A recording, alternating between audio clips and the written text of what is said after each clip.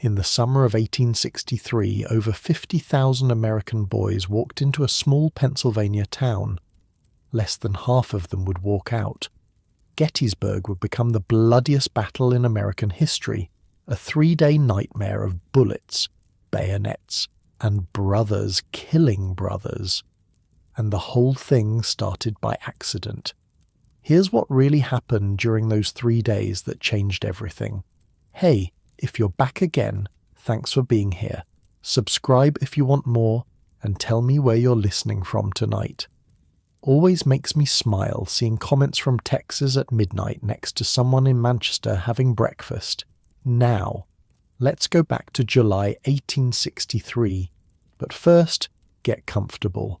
Seriously, adjust those pillows, pull up that blanket, because where we're going, you're going to want to be cozy. The people we're about to meet didn't have that luxury. Picture a small town in southeastern Pennsylvania. Population maybe 2,400.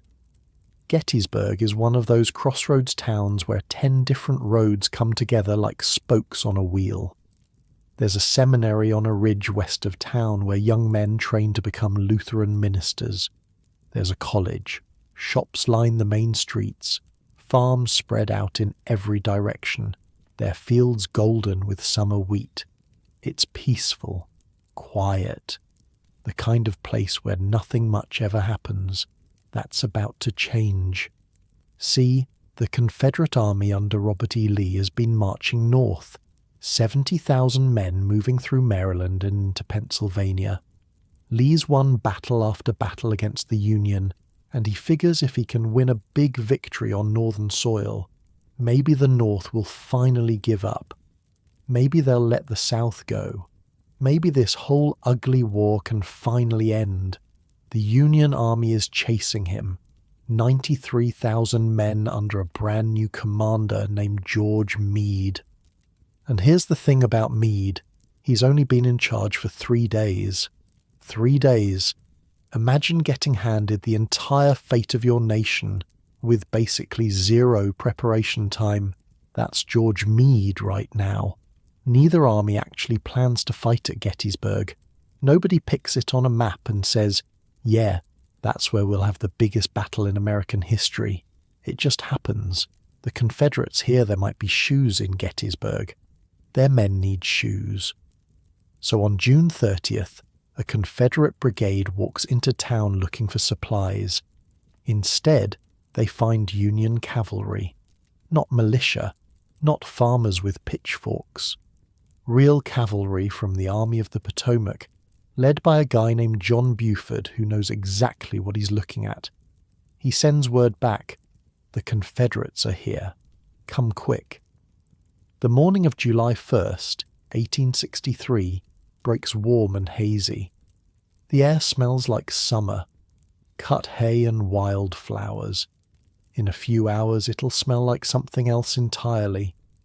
John Buford's cavalry has set up on the ridges west of town. They're outnumbered badly, but Buford's got one advantage. He knows help is coming.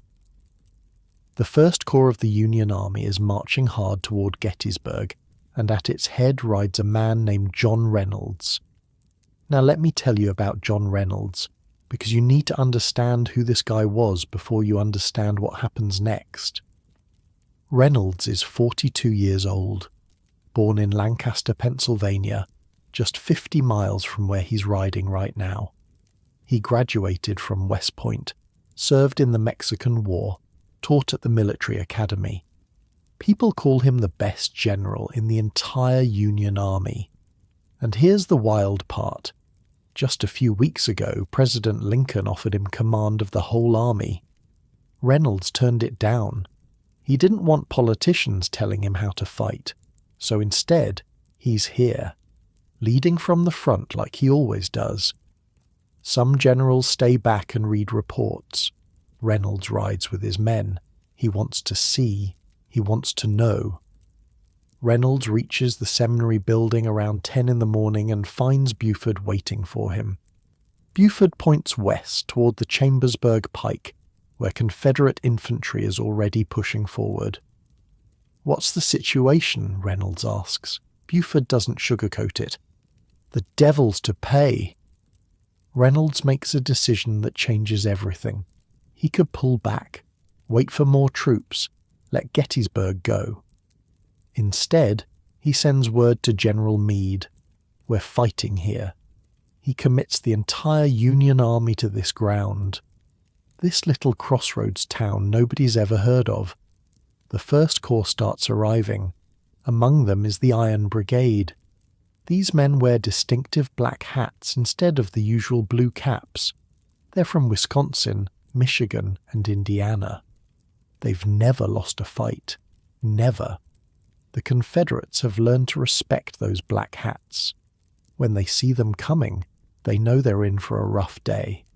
Reynolds personally rides into McPherson's woods to position the 2nd Wisconsin Regiment. He's right there at the front, close enough to smell the powder, close enough to hear the bullets whipping through the leaves. "Forward, men! Forward!" he shouts. "For God's sake, drive those fellows out of those woods!" Those are the last words he ever speaks. A bullet hits him in the back of the neck. Some say it was a Confederate sharpshooter. Others say it was just a random shot in the chaos. Either way, John Reynolds falls from his horse, dead before he hits the ground. Think about that. One of the Union's best generals, dead in the first hour of the first day. His men don't even know yet. They're still charging into those woods, screaming, their black hats bobbing through the smoke and the trees. They drive the Confederates back across a little creek called Willoughby Run.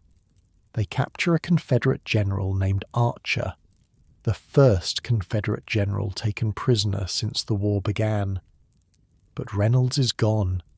His body is carried to the rear, past men still rushing forward into the fight, past civilians peeking out of windows, watching their quiet town transform into a war zone. His aides wrap him in an army blanket and load him onto a wagon. The news spreads through the ranks like fire. Reynolds is dead. Reynolds is dead. And in the confusion, something else is happening.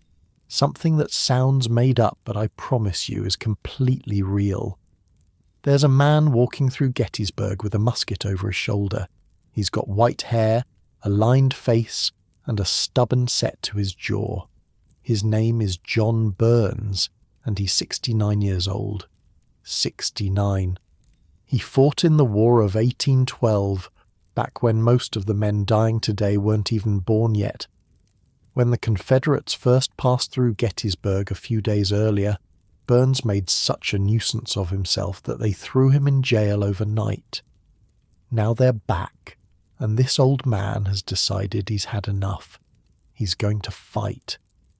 Burns walks up to Colonel Langhorne Wister of the 150th Pennsylvania and asks if he can join the battle. Wister looks at this elderly civilian with his ancient musket and basically tells him to go stand in the woods where he won't get killed. Burns does not go stand safely in the woods. Burns walks right out to the skirmish line, right out into the open fields where bullets are flying, and starts shooting at Confederates. The soldiers around him are shocked, amused, impressed. Here's this old man, somebody's grandfather, calmly loading and firing while men half his age are dying all around him. At one point, Burns borrows a modern rifle from a wounded soldier because his old musket is too slow to reload. He just keeps fighting. He'll be wounded 3 times before the day is over, shot in the arm, the leg, and the chest. When the Union line finally collapses and the Confederates sweep over the field, Burns buries his ammunition and pretends to be a confused old civilian caught in the crossfire. They buy it. They leave him alone. He crawls back home, gets patched up by his wife, and becomes a national hero. 4 months later, Abraham Lincoln will come to Gettysburg to dedicate a cemetery for the Union dead. The first person Lincoln asks to meet is John Burns. But we're getting ahead of ourselves. It's still July 1st and the battle is only getting started. More Union troops are pouring in now. The 11th Corps arrives from the south and deploys north of town. More Confederate divisions are arriving too, coming down from the north and northwest. By early afternoon, the Union has maybe 22,000 men on the field. The Confederates have 27,000, and more are coming. The fighting spreads across the ridges and fields west of town. The Iron Brigade is holding McPherson's Ridge, but they're taking terrible casualties. At one point, the 24th Michigan loses 80% of its men. 80%. Imagine going into a fight with 10 of your friends and coming out with 2. The air fills with smoke. Not wispy smoke like from a campfire. Thick, choking, sulphurous smoke from thousands of muskets and dozens of cannon. It burns your eyes, coats your throat. Men can barely see 20 yards ahead. They're firing at shadows, at muzzle flashes, at sounds. The noise is like nothing you've ever heard. You know how loud a single gunshot is? Now multiply that by thousands and add cannon fire. The ground shakes. Your ears ring. Men are screaming. Horses are screaming. Officers are shouting orders that nobody can hear. In the town of Gettysburg, civilians are hiding in their cellars. Some have fled to relatives in the countryside. Others couldn't leave or wouldn't leave. They hear the battle getting closer, moving toward them like a thunderstorm that won't pass.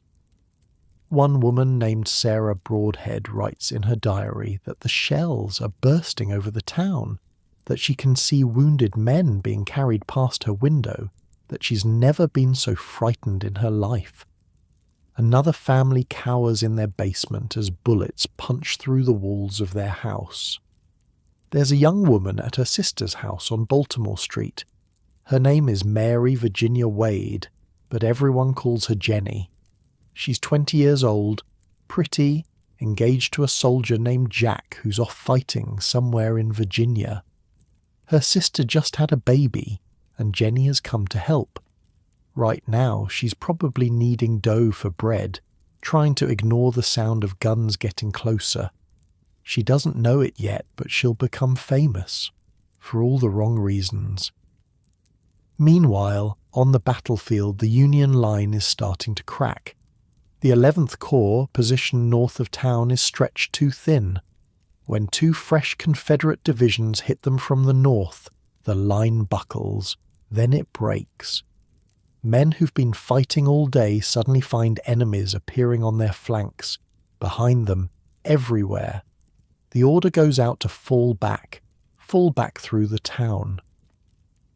What happens next is chaos. Thousands of Union soldiers pour into the streets of Gettysburg.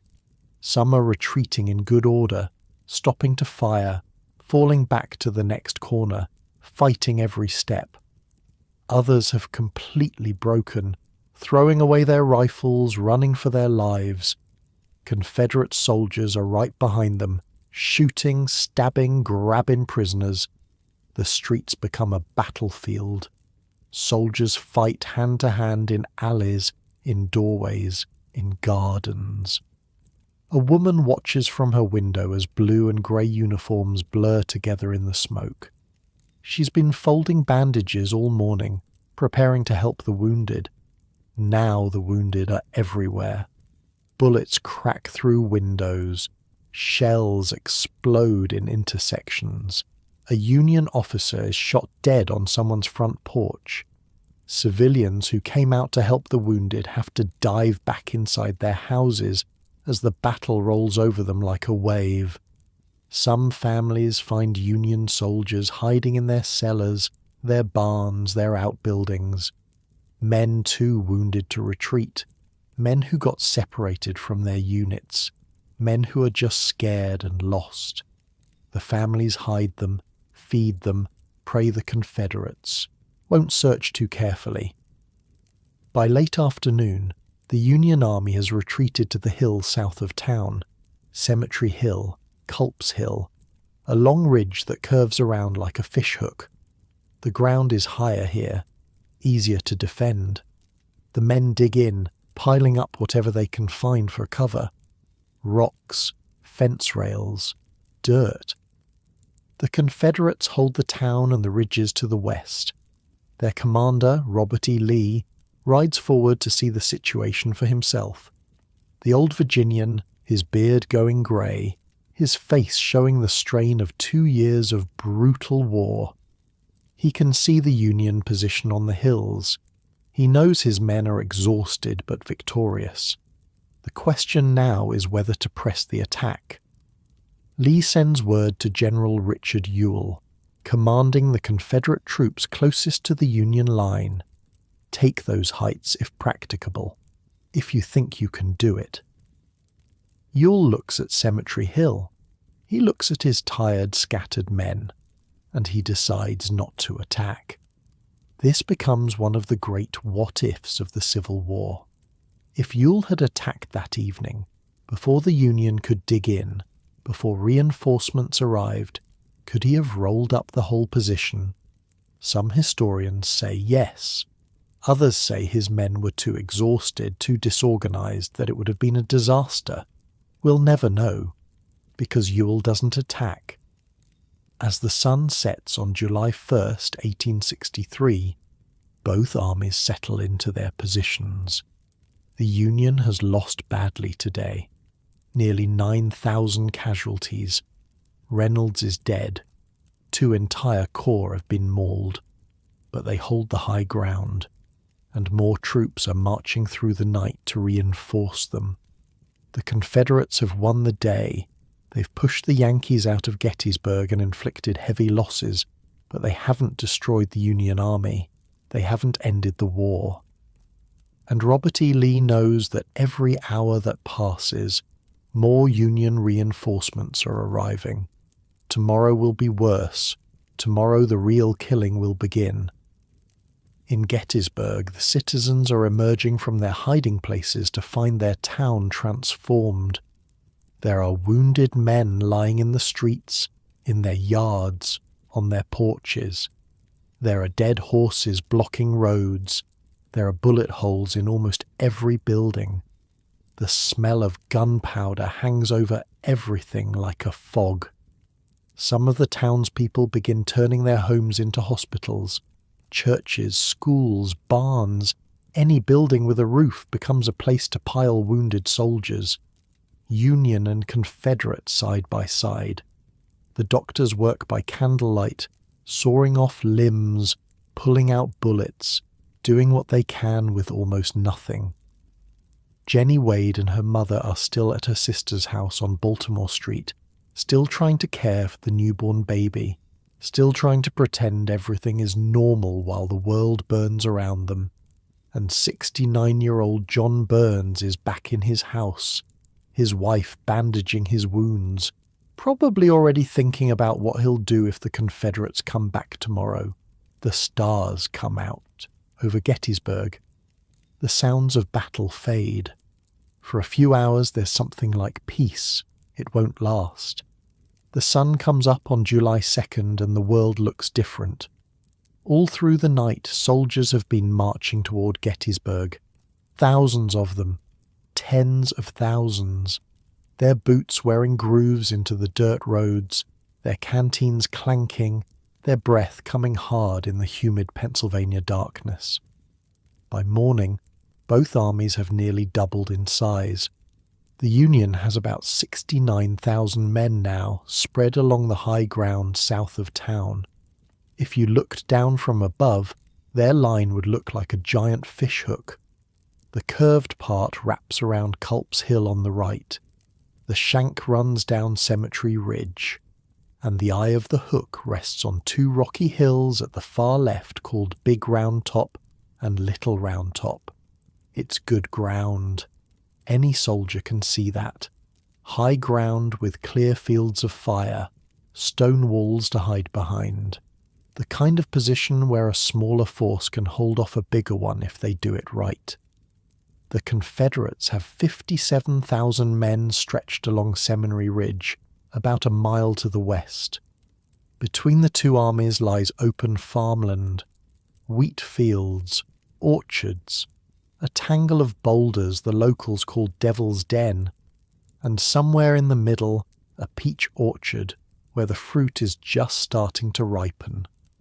RobertELee is up early, riding his grey horse traveller along the Confederate line, studying the Union position through his field glasses. Lee is 56 years old. His beard has gone almost completely white in the 2 years since the war began. He moves stiffly sometimes. His heart gives him trouble. But his mind is still sharp as a bayonet, and right now he's working out how to crack that Union line. Lee's plan is this: keep the Union right busy with a feint, a distraction. Meanwhile, send his best corps under General James Longstreet swinging around to hit the Union left. If Longstreet can roll up that flank, get behind Cemetery Ridge, cut the Union supply lines, the whole position falls apart. Game over. It's a good plan. Aggressive. The kind of thing that's worked for Lee before, but Longstreet doesn't like it. James Longstreet is Lee's most trusted general, a big, bearish man with a thick beard and sad eyes. He's lost 3 of his children to scarlet fever during the war. That kind of grief changes a man, makes him cautious maybe, makes him think hard about sending other people's sons to die. Longstreet wants to swing around the Union Army entirely, get between them and Washington, force the Yankees to attack Confederate positions for once, let someone else charge across open ground into rifle fire. Lee listens. Lee always listens. But Lee says no. They'll attack here. Today. Longstreet accepts the order, because that's what soldiers do. But he moves slowly. Some say too slowly. The attack that Lee wants at dawn doesn't happen until late afternoon. Hours slip away while Longstreet gets his men into position, hours that the Union uses to dig in deeper. And while all this is happening, one Union general decides to do something monumentally stupid, or brilliantly bold. Historians have been arguing about it for 160 years. Let me tell you about Daniel Sickles. Sickles is one of those guys who seems to have walked straight out of a bad novel. A New York politician, a charmer, a liar, a man who played by his own rules and somehow kept getting away with it. Before the war, Sickles was a congressman. He married a woman half his age, then carried on affairs all over Washington while she stayed home. When his wife finally had an affair of her own with the son of Francis Scott Key, the guy who wrote the Star-Spangled Banner, Sickles found out and shot the man dead. Broad daylight, right in Lafayette Square, across from the White House. And here's the thing, he got away with it. His lawyers invented a brand new legal defense, temporary insanity. First time it had ever been used in American history. Sickles walked free. Now he's a major general in the Union Army, commanding the 3rd Corps at Gettysburg. Not because he's a good soldier. He's not. He's never had any military training. He got the job because he's politically connected, because he raised troops in New York, because sometimes in war you give commands to men who have no business leading anyone. On the morning of July 2nd, Sickles looks at his assigned position. He's supposed to anchor his corps on the lower end of Cemetery Ridge, connecting to the 2nd Corps on his right, and stretching down to Little Round Top on his left. Standard defensive line, nothing fancy. But Sickles doesn't like it. About half a mile ahead he can see the peach orchard. It sits on slightly higher ground than his current position, and in Sickles' mind, higher ground is always better. He wants that orchard. General Meade, the army commander, is busy. He's got 100 problems to deal with. He's been in charge for less than a week.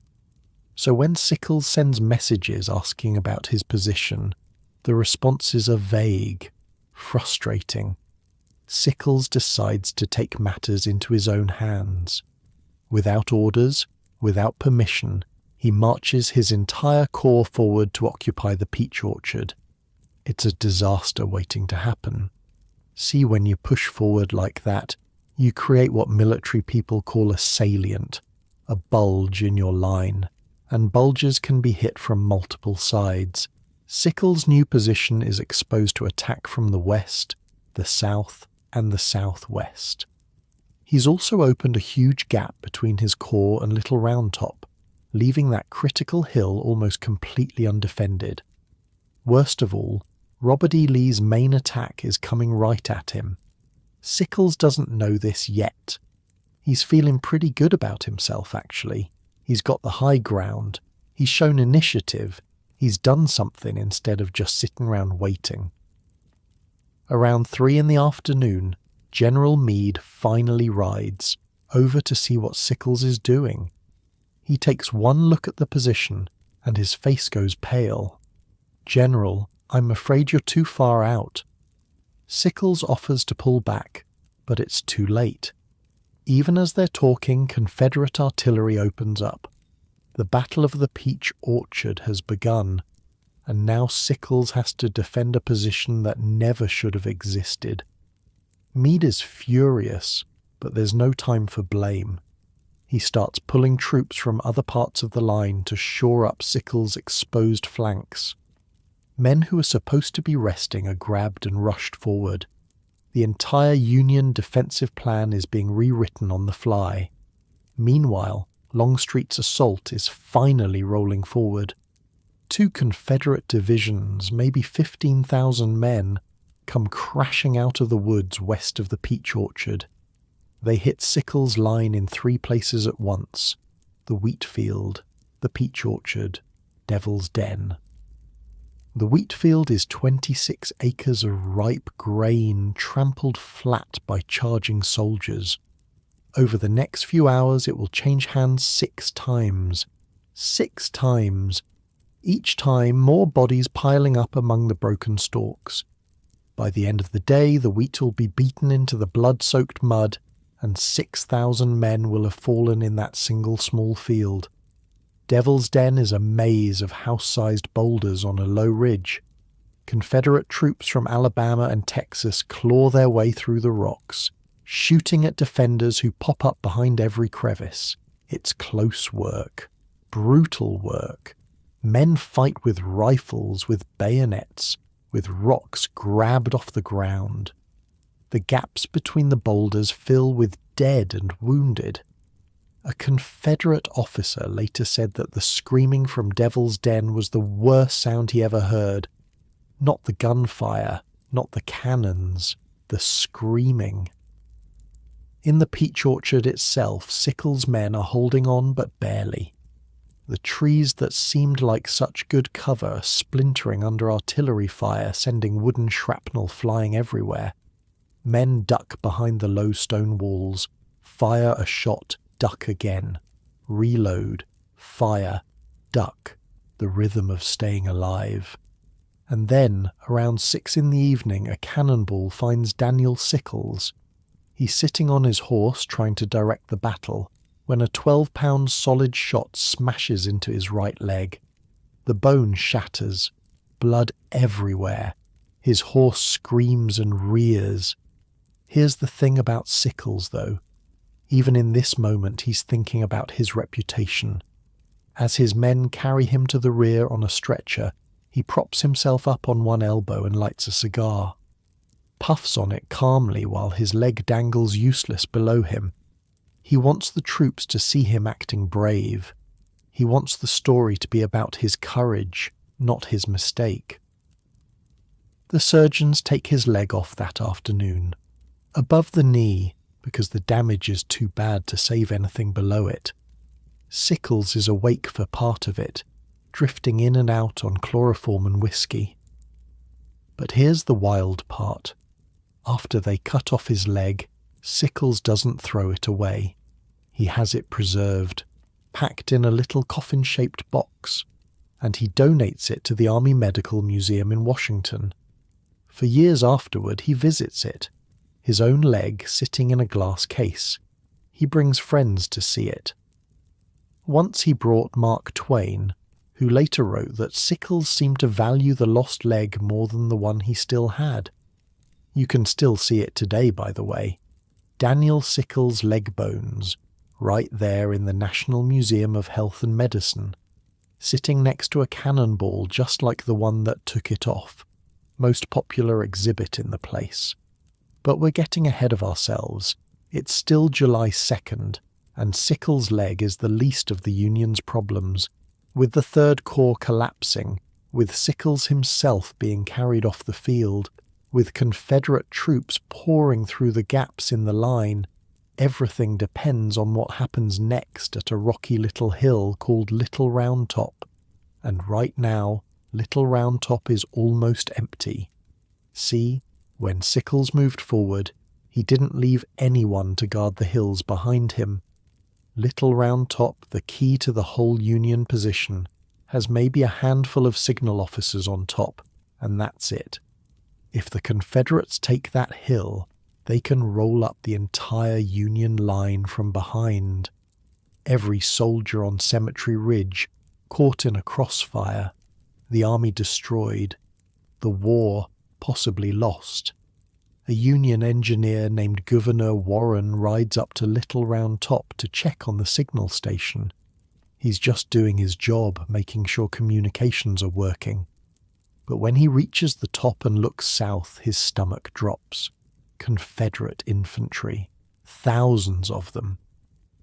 Moving through the woods toward the undefended hill, Warren starts screaming for help, sending messengers in every direction, begging, demanding anyone with troops to spare.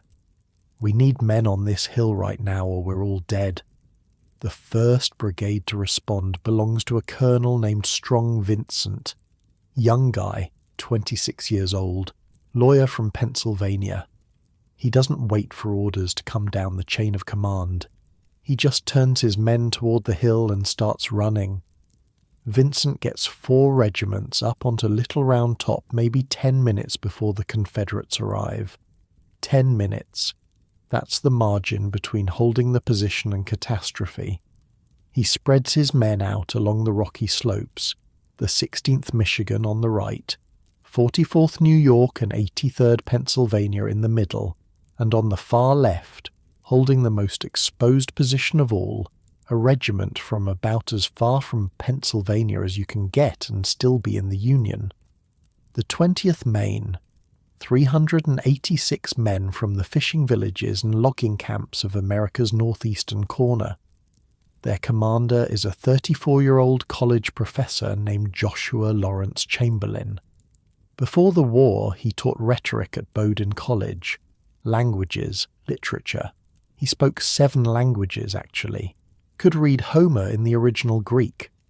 Now he's standing on a rocky hillside in Pennsylvania, watching Confederate soldiers in butternut and grey forming up in the woods below, and Colonel Vincent is giving him the simplest, most terrifying order of his life.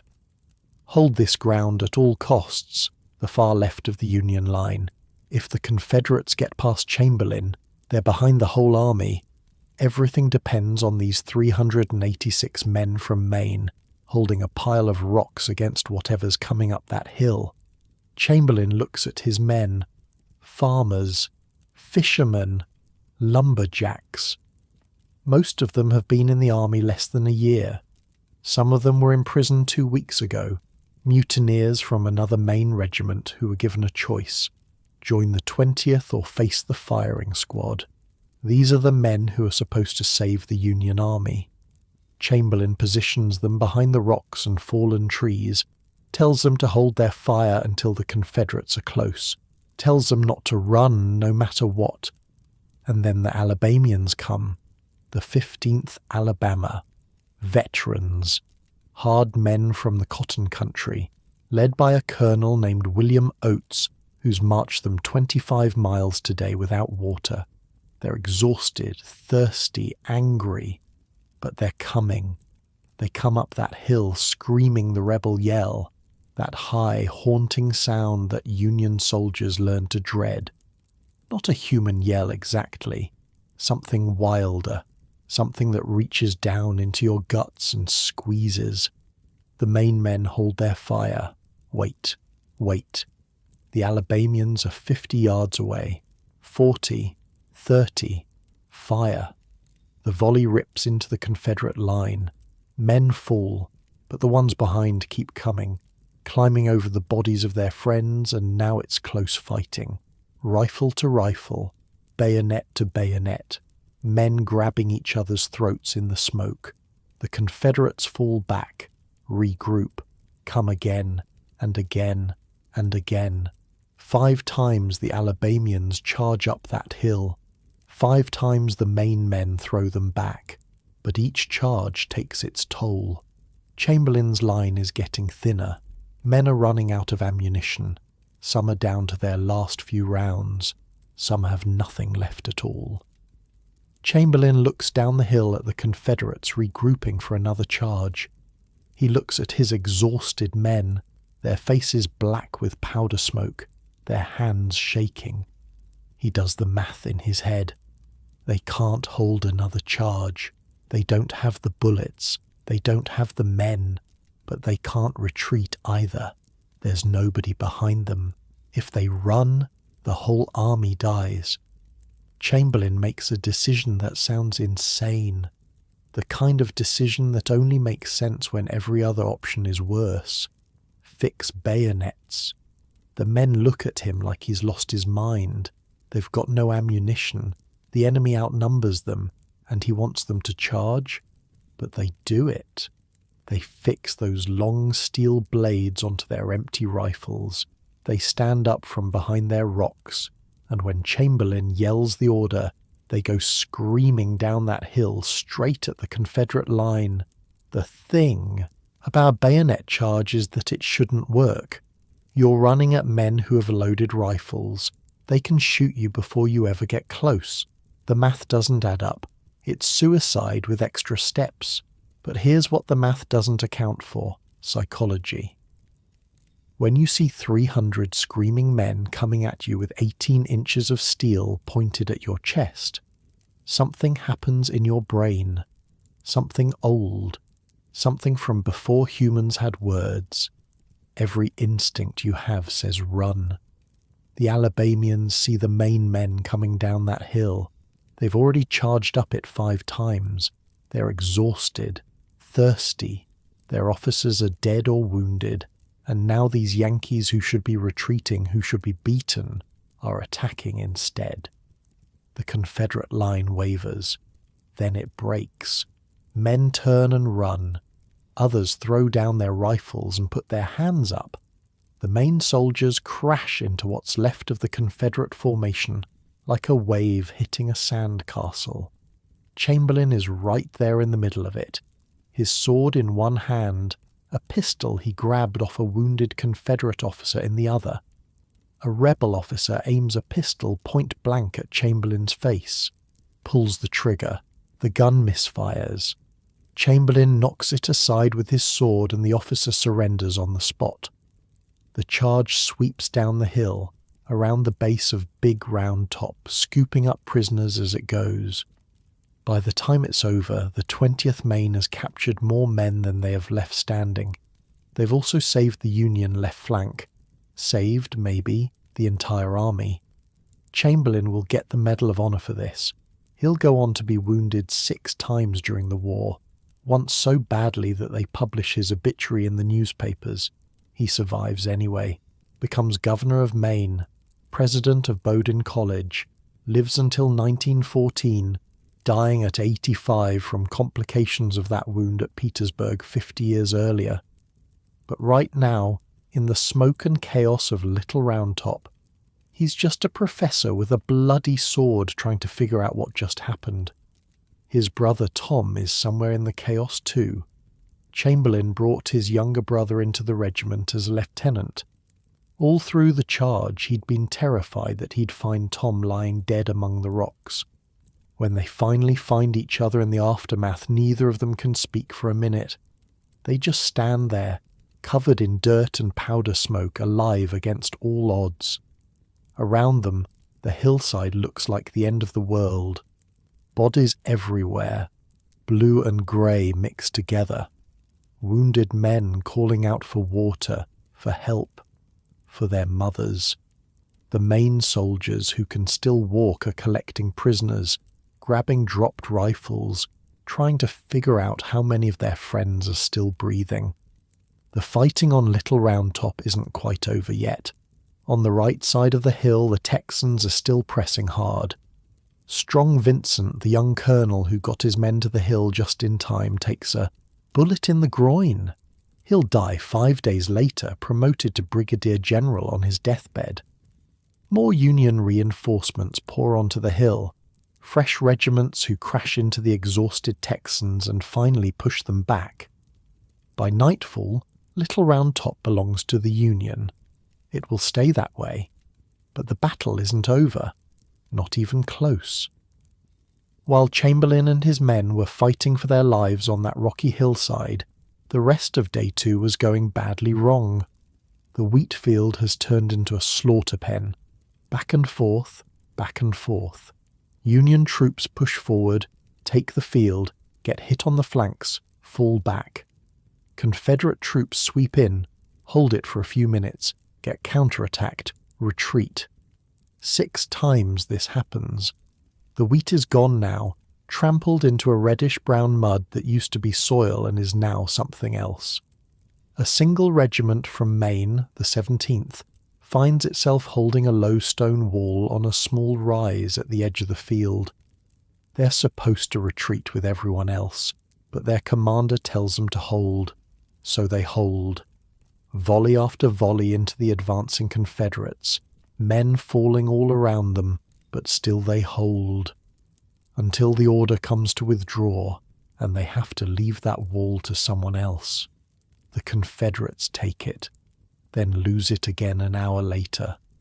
The same ground, fought over and over, soaked in blood that will take years to wash away. In the peach orchard, what's left of Sickles' cause is falling apart. With their general gone, with their line exposed on 3 sides, the men fight and die and fall back, fight and die and fall back. The peach trees are shattered stumps now. The orchard wall is piled with bodies. A Confederate general named Barksdale leads his Mississippi brigade straight into the heart of the Union position. He's a wild-looking man, long white hair streaming behind him as he rides. He's so far ahead of his men that he reaches the Union guns before anyone else, practically daring them to shoot him. They do. Barksdale goes down with wounds in both legs and his chest. His men carry him to a farmhouse where he dies the next morning, but his charge has ripped a hole in the Union center. For about 30 minutes there's nothing between the Confederates and the crest of Cemetery Ridge, except a few scattered artillery crews and a handful of staff officers. If the rebels can push through now, right now, they'll be behind the whole Union army. General Winfield Scott Hancock sees the danger. Hancock is the commander of the 2nd Corps, one of the best generals the Union has. Tall, handsome, the kind of officer who looks like a statue of himself. Men call him Hancock the Superb, and for once the nickname isn't a joke. He's been everywhere today, riding back and forth along the line, plugging gaps, rallying broken units, grabbing colonels by the collar and personally pointing them where to go. His white shirt is soaked with sweat and spattered with other men's blood. His voice is going hoarse from shouting. Hancock needs troops, any troops. He sees a regiment nearby, the 1st Minnesota, and rides over to them. They've got maybe 260 men left. The colonel looks up at Hancock, waiting for orders. Hancock points at the Confederate line coming toward them. A full brigade, probably 5 times their number, maybe more. "Do you see those colours?" Hancock shouts. "Take them." The colonel doesn't argue, doesn't hesitate. He turns to his men and gives the order. Forward. The 1st Minnesota charges. 260 men against over 1,000. They don't have any illusions about winning. They know exactly what they're doing. They're buying time with their lives. They slam into the Confederate advance and just stop it. For 5 critical minutes, they hold the entire rebel assault in place. Men falling all around them, the line getting thinner and thinner, but they keep fighting, keep holding. When it's over, the 1st Minnesota has suffered 82% casualties, the highest loss of any Union regiment in a single engagement during the entire war. But the line holds. The Confederates fall back. Meanwhile, on the other end of the battlefield, things are getting desperate in a different way. Culp's Hill anchors the right side of the Union line. It's a steep, rocky, heavily wooded hill, the kind of terrain where attacking is a nightmare.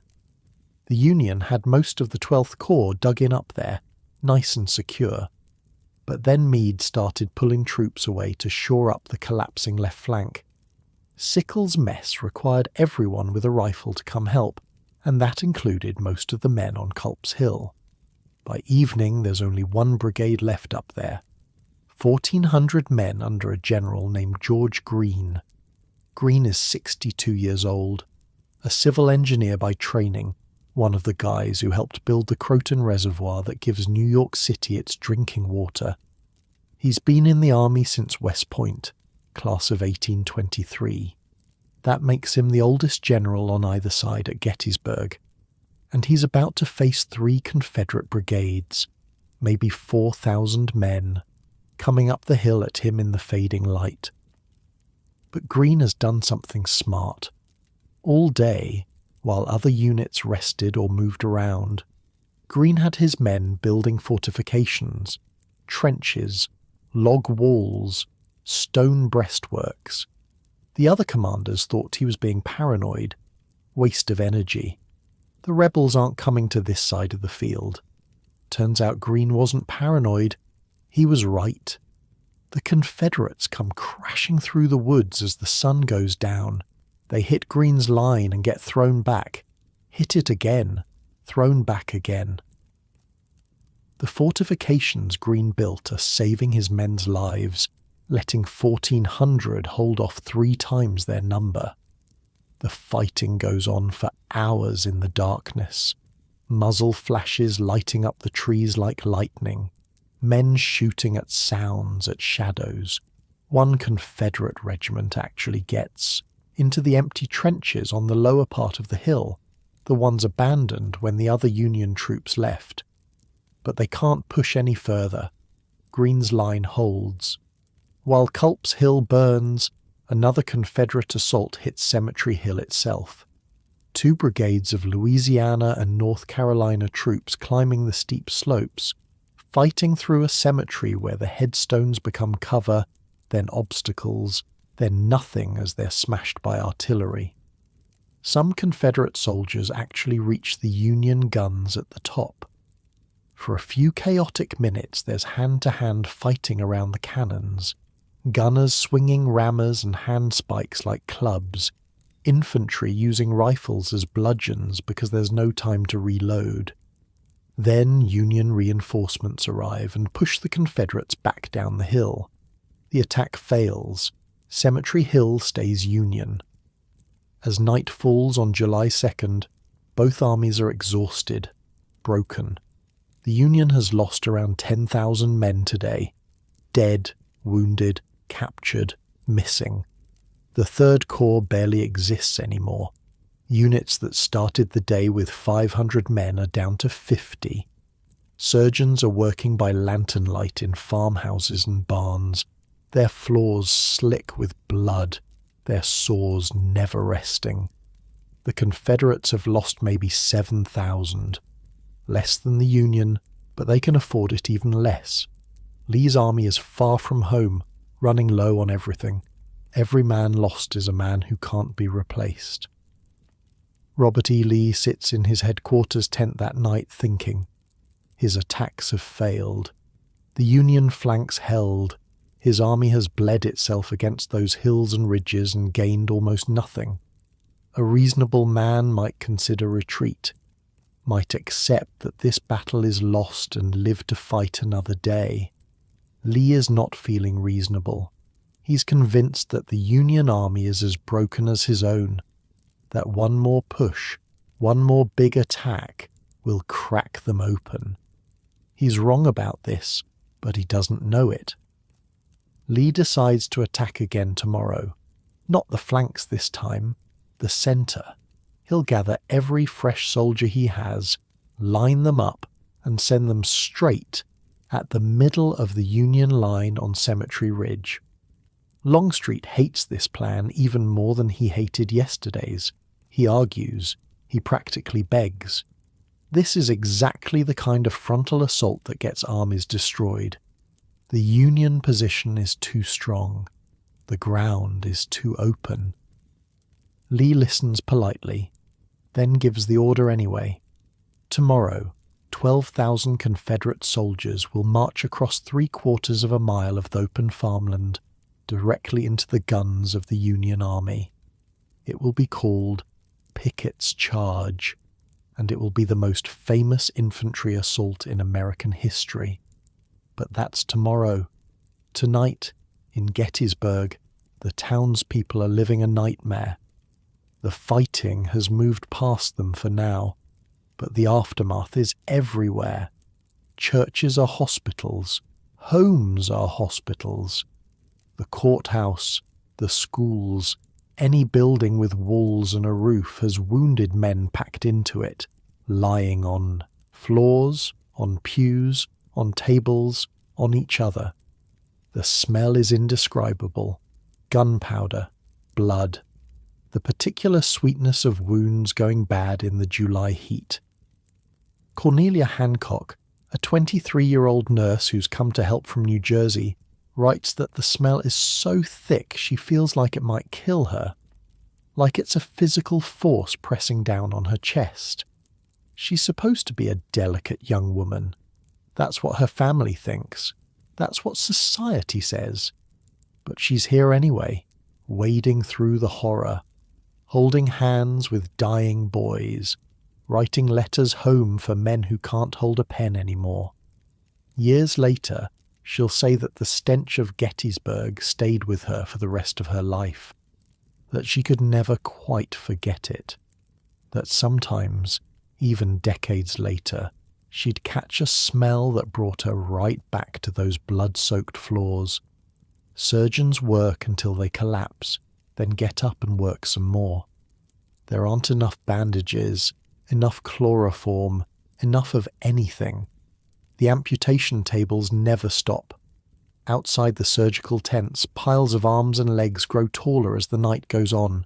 Men scream for water, for their mothers, for someone to please just make it stop. And somewhere in the chaos, in a little brick house on Baltimore Street, Jenny Wade is still alive. She's been baking bread for the Union soldiers. All day, while the battle raged on the hill south of town, she's been kneading dough, stoking the fire, pulling loaves from the oven. Her sister's baby cries. Artillery rumbles in the distance. More than 150 bullets have hit the house already, punching through the walls, but somehow none of them have hit anyone inside. Tomorrow morning Jenny will wake up early. She'll start making bread again, because the soldiers need to eat, and this is what she can do to help. She doesn't know that in a few hours a single stray bullet will find its way through 2 closed doors and into her heart, that she'll die instantly, the only civilian killed in the Battle of Gettysburg, her hands still covered in flour. She doesn't know that her fiancé Jack, wounded in a battle 2 weeks ago in Virginia, is already dying in a Confederate hospital, that neither of them will ever learn what happened to the other. Right now, she's just a 20-year-old woman in a brick house, waiting for morning, like everyone else in Gettysburg. Outside, the stars are hidden by smoke. The fields are covered with bodies the stretcher-bearers haven't reached yet. Men cry out in the darkness, begging for help that isn't coming.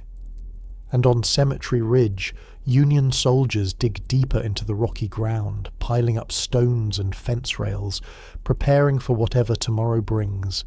They can feel it coming. Something big. Something final. None of them sleep well tonight. July 3rd dawns grey and humid. Mist hangs in the low places, pooling in the valleys between the ridges. The sun isn't even fully up when the guns start again. On Culp's Hill, the Confederates who grabbed those abandoned trenches last night are still there. They've spent the dark hours digging in, waiting for reinforcements, expecting to push forward at first light and roll up the Union right flank. What they don't know is that the Union troops who left those trenches yesterday have come back. The 12th Corps is home again, and they want their hill back. At 4:30 in the morning, Union artillery opens up on the Confederate positions. The shells come crashing down through the trees, exploding among the rocks, turning the wooded hillside into a storm of splinters and shrapnel. Then the infantry goes in. For the next 7 hours, Culp's Hill becomes a meat grinder. The terrain is impossible. Steep slopes covered in boulders, trees so thick you can barely see 20 yards. The Confederates are dug in behind the very fortifications the Union built, which means the Union troops are now attacking their own defences. The irony is not lost on anyone. Wave after wave of blue-coated soldiers charge up that hill. Wave after wave gets thrown back. The Confederate rifles crack from behind the logs and stones, and men fall, and more men step over their bodies to keep climbing. It's not tactics anymore, it's just endurance. Who can take more punishment? By 11 in the morning it's over. The Confederates have been pushed off Culp's Hill entirely. They've lost maybe 2,000 men. The Union has lost about 1,000. But more importantly, the Union right flank is secure. Lee's last chance to turn that end of the line has failed, and while all this is happening, in a brick house on Baltimore Street, a young woman is making breakfast. Jenny Wade woke up early, like she always does. There's bread to bake. The soldiers need to eat. She's been doing this for 2 days now, mixing flour and water and salt, kneading the dough until her arms ache, feeding it into the oven batch after batch. Her sister Georgia is upstairs with the baby, little Louis Kenneth McClellan, barely a week old, born right before the battle started. The baby's father is off fighting somewhere. Georgia can barely walk, still recovering from the birth, so Jenny does everything, fetches water, tends the fire, changes the baby, bakes the bread. The house has taken a beating. Bullets have punched through the walls, the doors, the window frames. Yesterday a shell crashed through the roof and lodged in the attic without exploding. They're lucky to be alive and they know it. But the fighting has moved away from them. The main battle is south of town now, on those ridges and hills. Baltimore Street is quiet this morning, almost peaceful. Around 8:30 Jenny is in the kitchen, kneading dough for another batch of biscuits. Her hands work the soft mass automatically, pressing and folding, pressing and folding. Maybe she's thinking about Jack, her fiancé, wondering where he is, when she'll see him again. Maybe she's thinking about the future they'd planned. A little house somewhere, children, growing old together. Or maybe she's just thinking about how tired she is, how her back aches, how she'd give anything for one quiet night of sleep without the sound of guns. She doesn't hear the shot, a Confederate sharpshooter, somewhere north of the house, probably in a building or a tree, fires at a target he can't even see clearly. Maybe he's aiming at a Union soldier in the street. Maybe he just sees movement through a window. We'll never know who he was or what he thought he was shooting at. The bullet punches through the outer door of the house, keeps going, through the inner door of the kitchen. It hits Jenny Wade in the back, passes through her shoulder blade, tears through her heart, and lodges in her corset. She falls without a sound, her hands still in the dough. Her mother in the next room hears the thump, comes running, finds her daughter on the floor, the dough still clinging to her fingers, blood pooling on the wooden boards. Jenny Wade is dead at 20 years old, the only civilian killed in the Battle of Gettysburg. Union soldiers stationed nearby hear the screaming. They come to help, but there's nothing anyone can do. They carry her body down to the cellar, away from the windows, away from any more stray bullets. Someone finds a coffin that was meant for a Confederate officer killed the day before. They put Jenny in it instead. Her mother finishes baking the bread. What else can she do? Her daughter is dead. The soldiers still need to eat. She pulls the biscuits from the oven and hands them out to the young men in blue who file past the house. Jenny never learns what happened to Jack, and Jack, dying slowly in a Confederate field hospital from wounds he took 2 weeks earlier at Winchester, never learns what happened to Jenny. He passes away 9 days after she does, still believing she's home in Gettysburg waiting for him. They're buried near each other now in Evergreen Cemetery. 2 graves with permission to fly the American flag 24 hours a day. The only 2 in that cemetery with that honour. But that's later. Right now it's still the morning of July 3rd, and the battle is about to reach its climax. Out to the east of Gettysburg, about 3 miles from the main battlefield, another fight is developing. Confederate cavalry under Jeb Stuart has finally arrived. Stuart is supposed to be the eyes of Lee's army. He's supposed to scout ahead, find the enemy, report back. Instead, he's been riding around the Union army for a week, capturing wagons, making headlines, being Jeb Stuart. By the time he shows up at Gettysburg, the battle is already 2 days old, and Lee has been fighting blind. Lee has a mission for Stuart now, though. While the main infantry assault hits the Union center, Stuart will swing around behind the Union army and attack from the east, catch them between 2 fires, panic and confusion. That's the plan. But there's a Union cavalry division waiting for him. General David Gregg has maybe 5,000 troopers positioned on the farm fields east of town. When Stuart's men come riding out of the tree line, Gregg is ready. What happens next is one of the largest cavalry battles of the entire war. Horsemen slam into each other at full gallop. The crash of impact sounds like nothing else, like 1,000 trees falling at once. Sabres flash in the midday sun. Pistols bark at point-blank range. Men are knocked from their saddles, trampled under hooves hacked at with 3 feet of sharpened steel. It's medieval warfare with slightly better technology. The horses are screaming, rearing, biting at each other. Men fight stirrup to stirrup, so close they can see the whites of each other's eyes, the sweat on each other's faces. A cavalryman from Michigan later writes that he could smell his opponent's breath in the instant before their sabres met. A young Union general named George Armstrong Custer leads a charge straight into the Confederate center.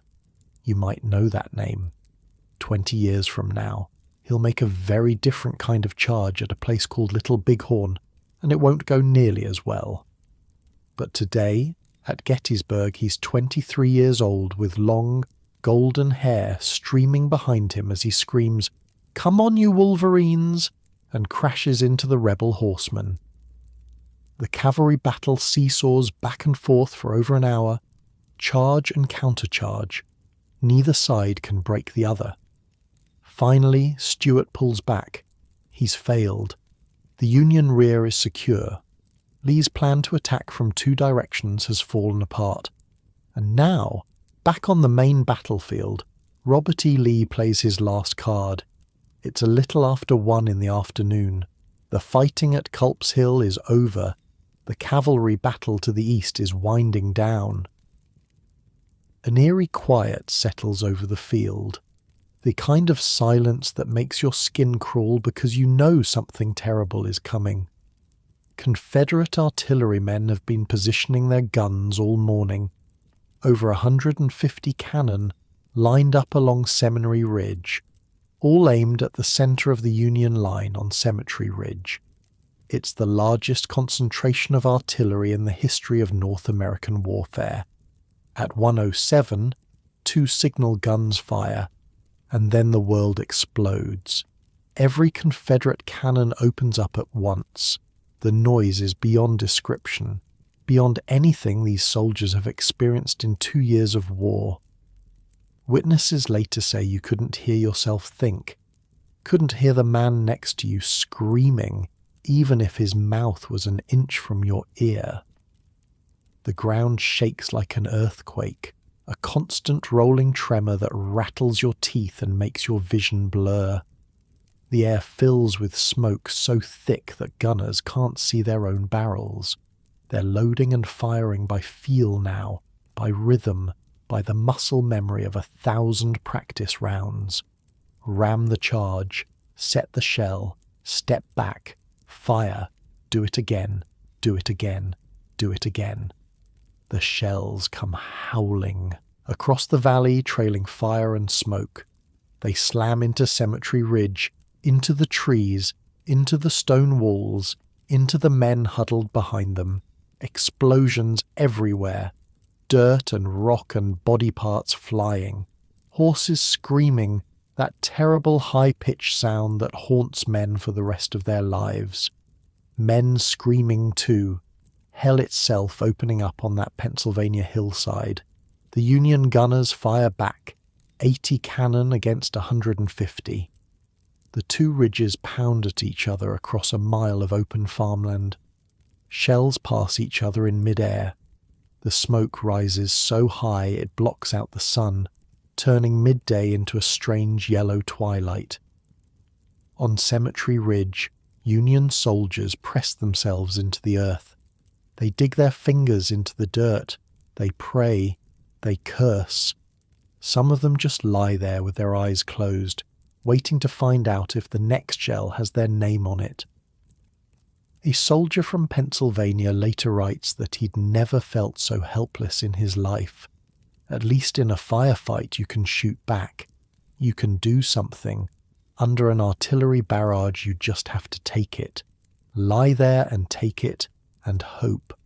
General Hancock rides along the line, calm as if he's on a Sunday stroll. His staff begs him to dismount to take cover. A corps commander is too valuable to lose to a random shell. Hancock ignores them. His men need to see him, need to know their general isn't afraid. A shell explodes near him, killing his horse. Hancock gets up, dusts himself off, and finds another horse. Keeps riding. The barrage goes on for almost 2 hours. 2 hours of constant, unrelenting destruction. When it finally stops, the silence is almost as shocking as the noise was. Union soldiers lift their heads, look around. The ridge is cratered and smoking, but the line is still there. The stone walls are still there. The men behind them, most of them anyway, are still there. Here's the thing about the Confederate artillery barrage. It mostly missed. The smoke was so thick that the Confederate gunners couldn't see where their shells were landing. They fired too high. Most of their shots sailed over Cemetery Ridge and exploded in the rear areas, hitting supply wagons and artillery limbers and field hospitals instead of the men on the front line. The Union artillery has also gone quiet, but not because it's been destroyed. General Henry Hunt, the Union artillery commander, has ordered his guns to stop firing. He wants to save ammunition. He wants the Confederates to think they've knocked out the Union cannons. It works. Confederate officers peer through the smoke and see that the Union guns have stopped shooting. They assume the barrage has done its job. The way is clear. Across the valley on Seminary Ridge, 12,000 Confederate soldiers are standing in formation. They've been waiting in the woods all morning, sweating in the July heat, listening to the artillery duel, knowing what comes next. 3 divisions, Pickett's Virginians, Pettigrew's North, Carolinians, Trimble's men from several states. Some of them are veterans who've been fighting since First Bull Run. Some of them are raw recruits who've never fired a shot in anger. They've been writing letters all morning, to wives, to mothers, to sweethearts back home. Some of them hand the letters to friends in other units, the ones who aren't making the charge. If I don't come back, make sure she gets this." A sergeant from Virginia looks across that open field and turns to the man next to him. "We're not all going to make it across there." "I know," the other man says. They shake hands. Don't say anything else. What else is there to say? They all know what they're about to do. They can see that open field stretching out before them. 3/4 of a mile of farmland with no cover, not a tree or a ditch or anything to hide behind, and at the far end the Union Army waiting for them with loaded rifles and shotted cannon. General George Pickett, whose name this charge will carry forever, rides along his division. He's 40 years old with long perfumed hair and a carefully waxed moustache. A dandy, a romantic. The kind of man who writes love letters to his young wife every single night. "Remember old Virginia," he shouts to his men. "Remember old Virginia." General James Longstreet watches from a fence rail. He still thinks this is a terrible idea. He's been arguing against it all morning. When Pickett rides up and asks if he should begin the advance, Longstreet can't bring himself to give the order out loud. He just nods, can't speak, can't say the words that will send these men to their deaths. Pickett salutes. "I am going to move forward, sir." At around 3 in the afternoon, 12,000 men step out of the tree line and start walking towards Cemetery Ridge. Not running, walking. Parade ground formation, flags flying, officers on horseback, a mile-wide wave of butternut and grey flowing across the Pennsylvania farmland. From the Union position, it looks like nothing real, like something out of a painting. One soldier later says it was the most beautiful and terrible thing he ever saw. The Confederate officers shout commands, "Dress the line, close up, keep moving." And then the Union artillery, which isn't destroyed at all, opens fire. The first shells hit before they've gone 100 yards. The Union guns that everyone thought were destroyed come roaring back to life. Solid shot, exploding shells. They tear into the Confederate ranks like a giant scythe, cutting down 5, 10, 20 men at a time. Whole sections of the line simply disappear in clouds of red mist and flying dirt. A shell bounces once, twice, 3 times across the grass before ploughing through a company of Virginians. The men behind them can see exactly where it went by the trail of bodies it left. But the line keeps moving. "Close up! Close up!" The officers are shouting, their voices barely audible over the thunder of the guns. Men step over. The bodies of their friends fill in the gaps, keep walking. That's the training. That's the discipline beaten into them over 2 years of war. Close up and keep moving. Don't look down. Don't think about who just fell. Close up and keep moving. A private from Virginia, 19 years old, a farmer's son who enlisted because his older brother did, watches the man next to him get hit by a shell fragment. 1 second they're walking side by side, close enough to touch. The next second there's just a spray of blood and a sound like wet cloth tearing, and the private is alone, still walking, his uniform spattered with something he doesn't want to think about. The distance is impossible. 3/4 of a mile, 1,500 yards. In peacetime you could walk it in 15 minutes without breaking a sweat. Under artillery fire every step takes forever. Every step might be your last. The ground is uneven, fences to climb over, a road to cross. The Emmitsburg Road runs right through the middle of the field, lined with wooden fences on both sides. The Confederate soldiers have to stop, climb over, reform their lines, keep going. All while the shells keep falling. At the fences, men bunch up. They can't help it. They're trying to climb, trying to keep their rifles, trying to stay alive. And bunched up men make easy targets. The Union gunners see the crowds at the fences and adjust their aim. The shells crash down into knots of soldiers, scattering bodies like leaves. A colonel from North Carolina takes a shell fragment to the chest and goes down. His men keep moving. A major picks up the regiment's flag when the colour-bearer falls. The major goes down 30 seconds later. Another man grabs the flag, then another, then another. The flag keeps moving forward even as the men carrying it die. Halfway across the field, the formation starts to come apart. Not because the men are running. They're not. They're still walking, still trying to close up, still heading toward that stone wall on the ridge. But there are so many dead now, so many gaps. The neat lines that stepped out of the woods are becoming a ragged mass of survivors, and now the Union infantry opens up. The men behind that stone wall have been waiting, watching. They've seen this wave of grey and butternut coming toward them for 10 minutes, getting closer and closer. Now, at maybe 300 yards, they stand up and fire. The volley rips into the Confederate front rank. Men crumple, men spin, men fall backward like they've been shoved by an invisible hand. The smoke from 10,000 rifles billows up, mixing with the artillery smoke, turning the whole field into a grey-white fog lit by muzzle flashes. The Confederates fire back. They're supposed to save their ammunition for close range, but some of them can't help it. They stop, aim, fire into the smoke, reload, keep moving. The exchange of volleys becomes constant, a crackling roar that never stops. On the Union side, Asa Stissom, soldier from Pennsylvania, peers through the smoke and can't believe what he's seeing. The Confederates are still coming.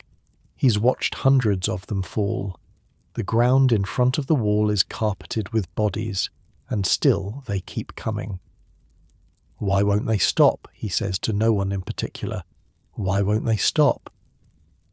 At 200 yards, the Union artillery switches to canister. Canister is basically a giant shotgun shell, a tin can packed with iron balls. When it fires, the can rips apart and sends dozens of balls spraying out in a cone of death. At close range, it can cut down an entire rank of soldiers with a single shot. The Confederate line dissolves. Men who've been marching shoulder to shoulder suddenly find themselves alone, everyone around them dead or wounded. They keep moving anyway. What else can they do? They can't go back. They can't stand still. The only way out is through. A general named Lewis Armistead is leading the charge on the left side of Pickett's division. He's 56 years old, a career soldier, one of the best officers in the Confederate Army. Before the war, his closest friend was a Union officer named Winfield Hancock, the same Hancock who's commanding the Union troops right in front of him now. The two men had served together in California, been to each other's homes, drunk together, laughed together, shared the kind of friendship that only soldiers understand. When the war came and they had to choose sides, Armistead wept. The night before he left to join the Confederacy, he told Hancock's wife that if he ever raised his hand against her husband, may God strike him dead. Now he's walking toward his old friend's position, his black hat on the tip of his sword, raised high so his men can see him in the smoke. "Follow me, follow me." He doesn't know if Hancock is still alive, doesn't know if he'll have to kill him or be killed by him. He just knows he has to keep moving forward. "Come on, boys," he shouts. "Give them the cold steel." The survivors of the charge, maybe a few hundred men from what started as thousands, surge forward behind Armistead. They hit the stone wall, they climb over it. For one impossible moment, Confederate soldiers are standing on Union ground, behind the Union line, inside the Union position. This is it. This is the high water mark of the Confederacy. Right here, at a little curve in a stone wall that people will later call the angle. This is as far as the Confederate States of America will ever get. Armistead reaches a Union cannon. He puts his hand on it, claiming it.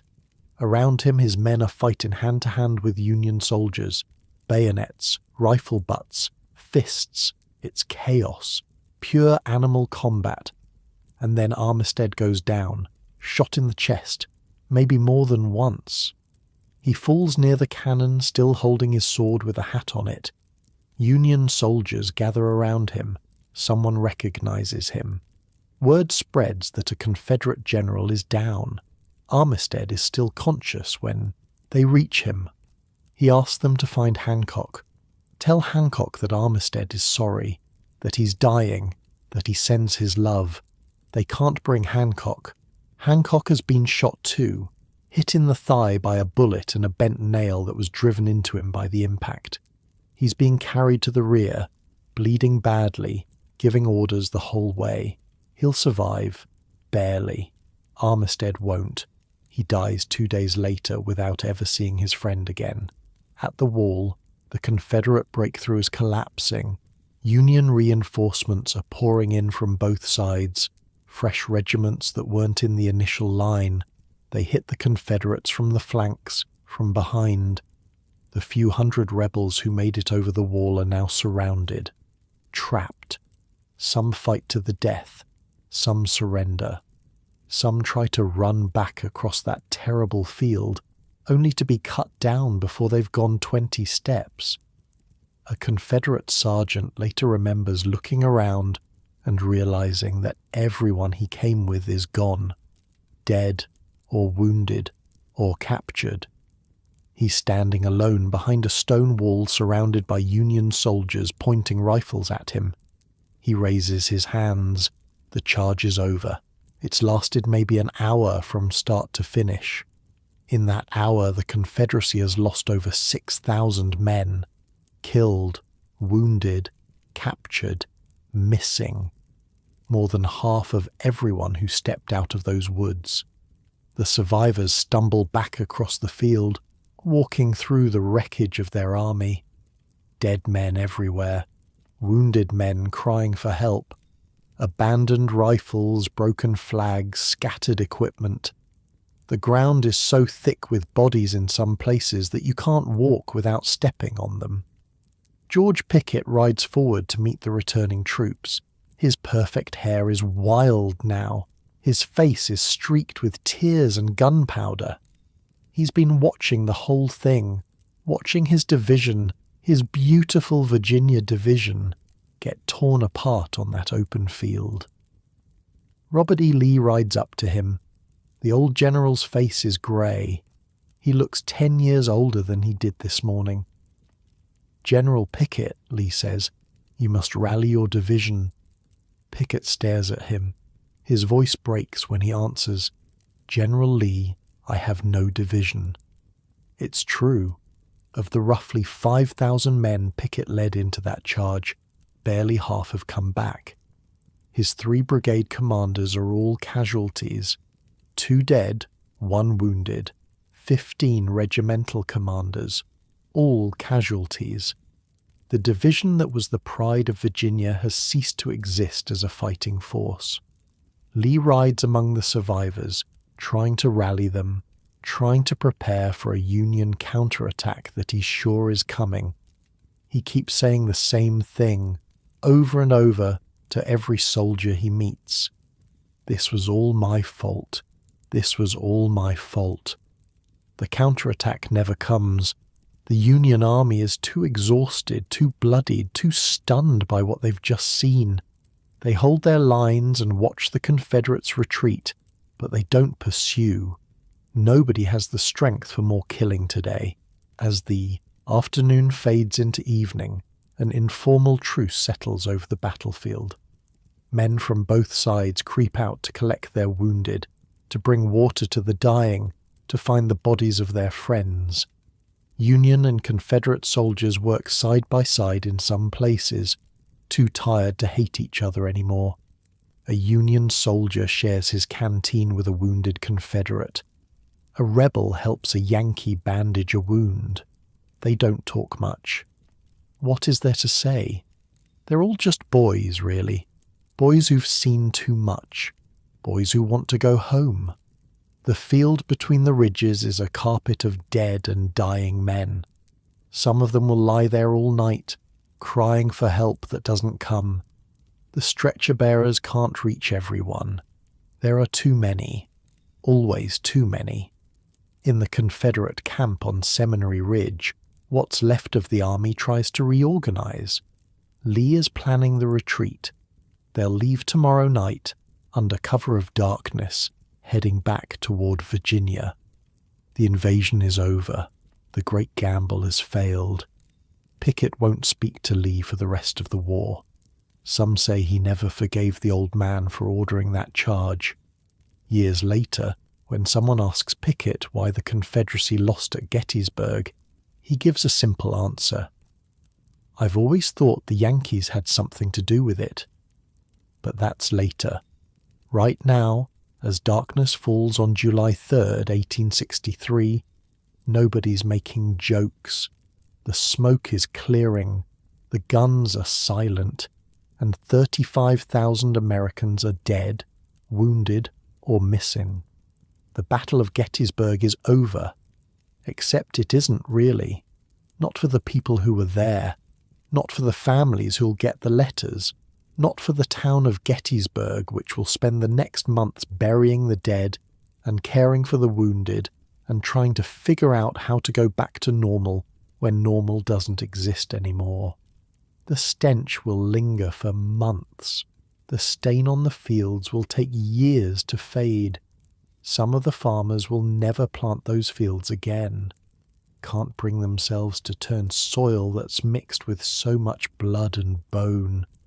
In the Union camp, soldiers are writing letters home, still alive, made it through. Some of them are shaking so badly they can barely hold the pen. Some of them will never be able to describe what they saw, not to anyone, not for the rest of their lives. General Hancock is in a field hospital, cursing out the surgeons who want to probe for the bullet in his leg. He'll keep that nail, the one that was driven into his thigh, as a souvenir. He'll carry it in his pocket for years. Joshua Chamberlain is still on Little Round Top, looking out over the darkening valley, thinking about the men he lost. His brother Tom is nearby, alive, unhurt. That's something. That's more than a lot of brothers can say tonight. And somewhere in the ruins of what was Daniel Sickles' corps, in a hospital tent that smells like blood and chloroform, a box is being prepared. A small, coffin-shaped box. Inside it is a leg, carefully preserved, ready to be shipped to a museum in Washington. Because even in the middle of all this death, Daniel Sickles is thinking about how he wants to be remembered. The moon rises over Gettysburg. The screaming has mostly stopped now, replaced by moans and whimpers and the quiet sounds of men trying not to cry. Tomorrow there will be work to do, bodies to bury, wounded to transport, an army to retreat. But for now, for these few dark hours, the battle is truly over. The guns are cold, the flags are furled, and 50,000 families are about to get the worst news of their lives. July 4th, 1863, Independence Day. The irony isn't lost on anyone. 87 years ago, give or take, a group of men in Philadelphia declared that all men are created equal. Now, on the anniversary of that declaration, two armies sit facing each other across a field covered with the bodies of men who died arguing about what those words actually mean. It rains, not a gentle summer shower, a downpour, the kind of rain that turns roads into rivers and fields into swamps. The water comes down in sheets, soaking the living and the dead alike, filling the shell craters, washing the blood into the earth. RobertELee stands in his tent on Seminary Ridge, listening to the rain hammer against the canvas. He's been up all night, planning the retreat, writing orders, trying to figure out how to get his broken army back to Virginia before the Union destroys what's left of it. He's expecting an attack. Any competent commander would attack now, while the Confederates are reeling, while their ammunition is low and their morale is shattered. Lee has positioned his remaining troops in defensive lines, ready to receive the blow. The attack never comes. George Meade, the Union commander, is being careful. Too careful, some will say later. His army's exhausted too. He's lost over 20,000 men in 3 days. His corps commanders are telling him that the troops need rest, need reorganization, need time to absorb what they've just been through. So Meade waits, and Lee waits, and the rain keeps falling. In Washington, Abraham Lincoln is pacing. He's been getting telegrams from Gettysburg, fragmentary reports of a great battle, a Union victory, Lee's army in retreat. But he wants more. He wants to know that Meade is pursuing, that Lee won't escape, that this might finally be the end. "We had them within our grasp," Lincoln will write later, the frustration bleeding through every word. "We had only to stretch forth our hands, and they were ours." But Meade doesn't stretch forth his hands. Not yet. As darkness falls on July 4th, the Confederate retreat begins. It starts with the wounded, thousands upon thousands of them, loaded into wagons, onto ambulances, onto anything with wheels. The wagon train stretches 17 miles. 17 miles of broken men, jolting over rutted roads in the pouring rain, crying out with every bump and pothole. Think about that for a second. 17 miles. If you stood at one end, you couldn't see the other. It would take you 6 hours to walk from the front of the train to the back, and every foot of it is filled with men in agony. A Confederate doctor rides alongside the train trying to help where he can. There's not much he can do. No morphine left, no chloroform, barely any bandages. Just men with shattered limbs and torn bodies, lying in wagon beds that are slowly filling with rainwater, their blood mixing with the puddles. This screaming goes on for miles. Literally, for miles. Some of the wounded beg the drivers to stop, just for a minute, just for a second. Just let them catch their breath before the next jolt sends lightning through their wounds. The drivers can't stop, they have orders. Keep moving, get to Virginia. If they stop, the Union cavalry might catch them. If they stop, everyone dies. A soldier from Georgia, his leg amputated below the knee just hours ago, passes out from the pain every time the wagon hits a rock. Every time he wakes up, he thinks he's still on the battlefield, thinks he's still in the charge. His friends have to hold him down to keep him from climbing out of the wagon and trying to rejoin a fight that's already over. Another man, shot through both lungs and not expected to survive the night, somehow makes it all the way to Virginia. He lives another 40 years. Nobody can explain it. The doctors just shake their heads and call it a miracle. The rain doesn't stop. Behind the wagon train, the main body of Lee's army begins to move. They march at night to avoid Union observation, slogging through mud that sucks at their boots and swallows their wagon wheels. Men fall asleep while walking, stumble, pick themselves up, keep going. They're heading for the Potomac River, cross the Potomac, and they're back in Virginia, back in friendly territory, back where the Union army can't follow without launching another full invasion. But the Potomac has other ideas. The same rain that's turning the roads to mush has swollen the river to 3 times its normal depth. The fords that Lee's army used to cross into Pennsylvania are underwater. The pontoon bridge they left behind has been destroyed by Union raiders. There's no way across. Lee's army reaches the river and stops. They're trapped. 40,000 exhausted, demoralized men with their backs to an uncrossable river and a Union army somewhere behind them. This should be the end. By every rule of warfare, by every calculation of logic, the Army of Northern Virginia should cease to exist in the next few days. Caught against an impassable obstacle, outnumbered, outgunned, low on everything. The textbooks would call this a classic trap. For 10 days they wait.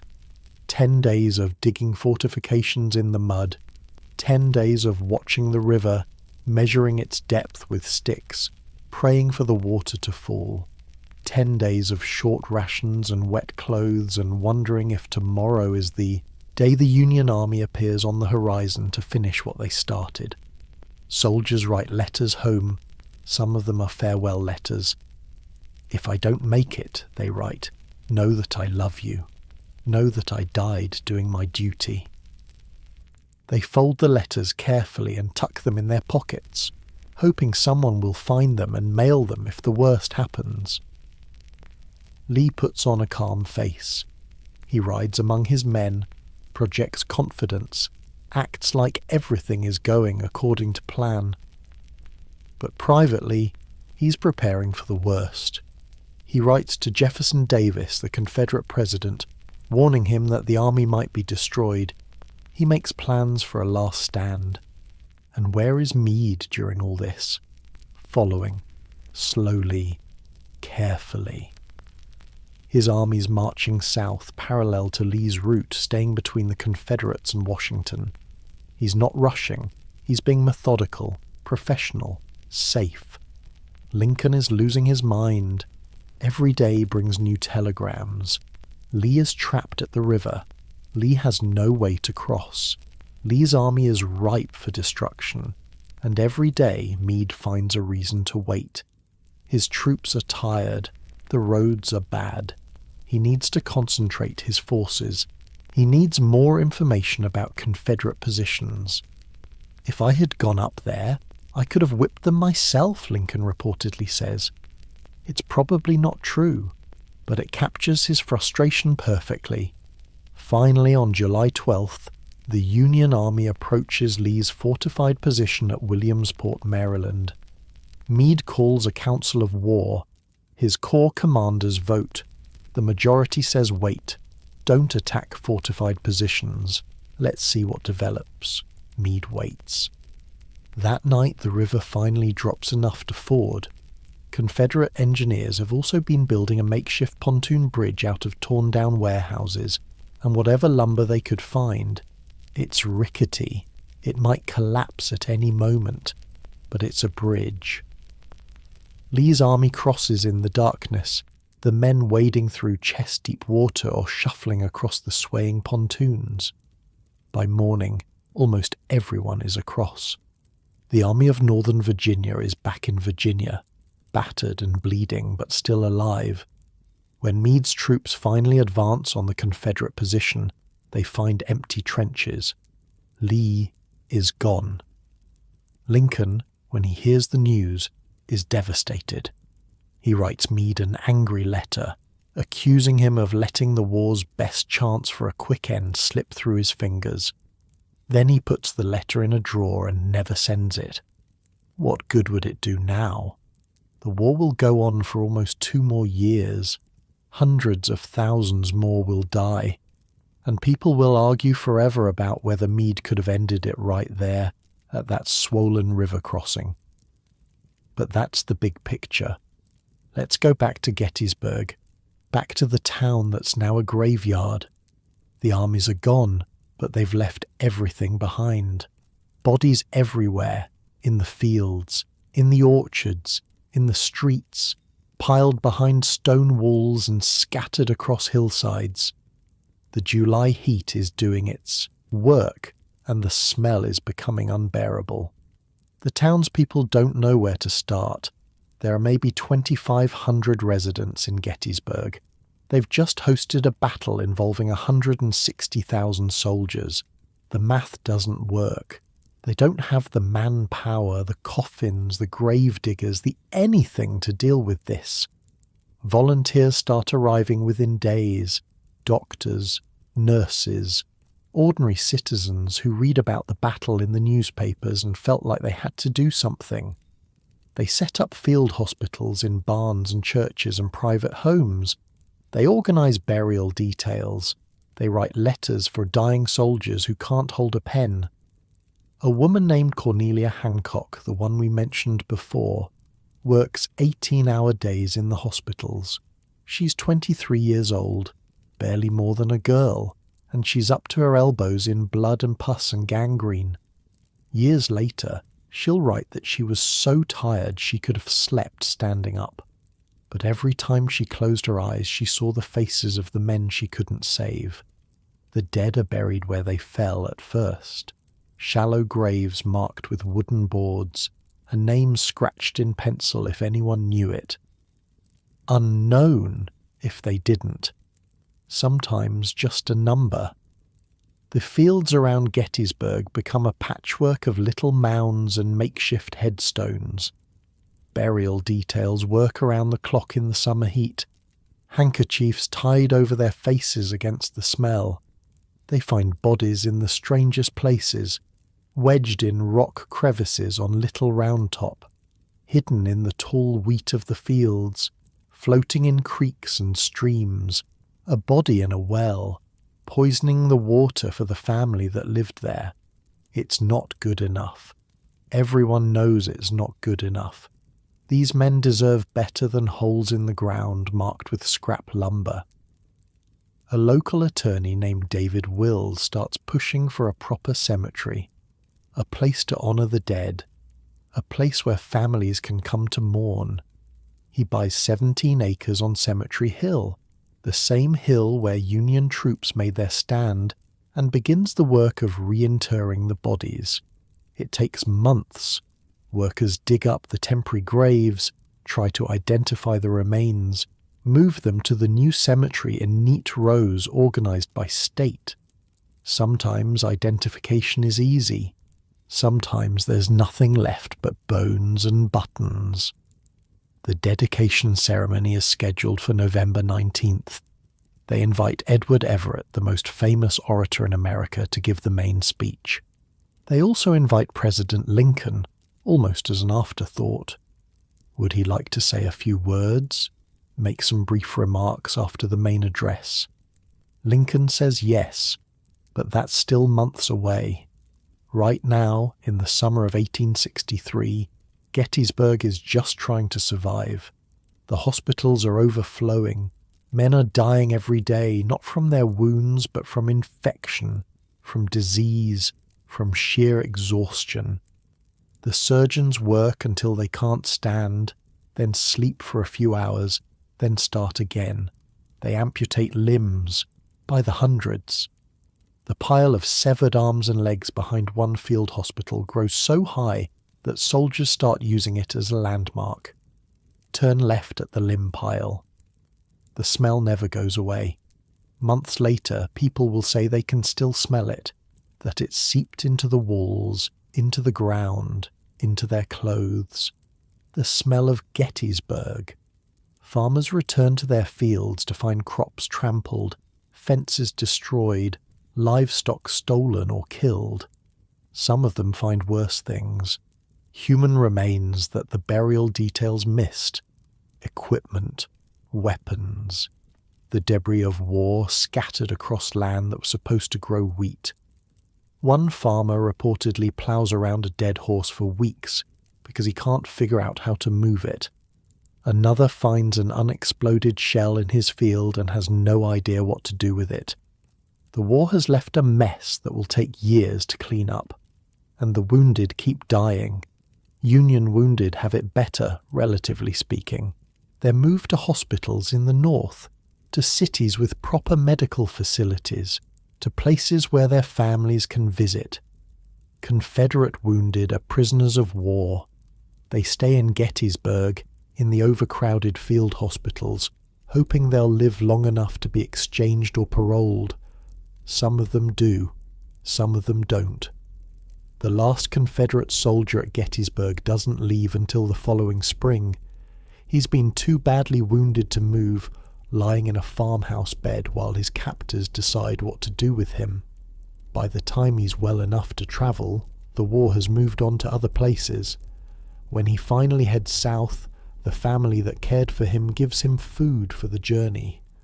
They've spent months nursing this man, this enemy, back to health. They've grown fond of him despite everything. War is strange that way. It can make you hate people you've never met and love people you're supposed to kill. The summer turns to fall. The leaves change colour on the hills where so many men died. The smell fades a little. The town starts to feel almost normal if you don't look too closely at the fresh graves and the empty sleeves and the haunted eyes of the people who are there. And somewhere in Washington, Abraham Lincoln is working on a speech. Just a few words, brief remarks, nothing compared to what Edward Everett will deliver. Everett is planning a 2-hour oration, a masterpiece of classical rhetoric. Lincoln will follow with something much shorter. He writes on scraps of paper, crosses things out, starts over. He's trying to say something important, something that captures what all this death means, what the country is fighting for, why it matters that the Union won at Gettysburg. He doesn't know yet that his speech will become the most famous in American history, that school children will memorize it for the next 160 years, that his 272 words will outlast everything else about this battle, will outlast the generals and their tactics, will outlast the arguments about who won and who lost and what might have been different. He just knows he needs to say something true, something worthy of all those graves on that Pennsylvania hillside. 272 words that will define a nation.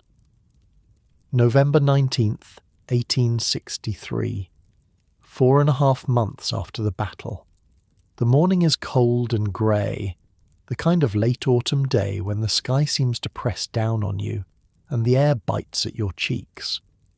The trees on Cemetery Hill are bare now, their branches reaching up like fingers against the clouds. The grass has gone brown, brittle, crunching underfoot. The earth has settled over the graves, new mounds mixing with old ones. You can still smell it faintly, even after all these months. That smell that people in Gettysburg will never quite forget. It's fainter now, almost gone, but on cold mornings like this one, when the air is still and heavy, some people swear they can still catch it. Abraham Lincoln woke up with a headache. He's been feeling off for days, tired in a way sleep doesn't fix, achy in his bones. His son Tad is sick back in Washington, running a fever, and Lincoln's worried about him. Mary, his wife, begged him not to make this trip. "Stay home," she said. "Rest. Let someone else give the speech. What difference does it make if the president is there or not?" But Lincoln felt like he had to come, had to see the place with his own eyes, had to stand where all those men fell and try to say something that mattered. He owes them that much. He owes their families that much. He's the one who called them to war. The least he can do is show up for the funeral. The train ride from Washington took most of the previous day. Lincoln spent the journey working on his speech, scribbling notes, crossing things out, starting over. The other passengers on the train left him alone. You don't interrupt the president when he's writing. He's staying at David Will's house, the same attorney who organized the cemetery. The house is crowded with dignitaries, politicians, military officers. Everyone wants to be seen at this dedication. Everyone wants to shake Lincoln's hand. Lincoln barely slept. Partly the noise, partly the headache, partly the weight of what he's about to do. The dedication ceremony is scheduled to begin at noon, but people have been gathering since dawn. They come by train, by carriage, by foot. Families of the dead, veterans of the battle, curious citizens who want to witness history. By mid-morning, the crowd numbers somewhere between 15 and 20,000 people. It's strange to see so many living people on ground that held so many dead. The cemetery itself is still a work in progress. Only about a third of the Union dead have been reinterred so far. Workers are still digging up graves in the surrounding fields, still sorting through bones and buttons, still trying to match names to bodies. Some of the temporary graves have shifted in the rain, wooden markers knocked over or washed away. The work will continue for months after today. Confederate dead aren't buried here. They're still in their shallow graves across the battlefield, or in mass burial trenches that nobody has time to mark properly. Their families won't be able to visit. Most of them won't even know exactly where their boys are buried. That injustice will take decades to address, and even then, only partially. But the section that's finished is beautiful.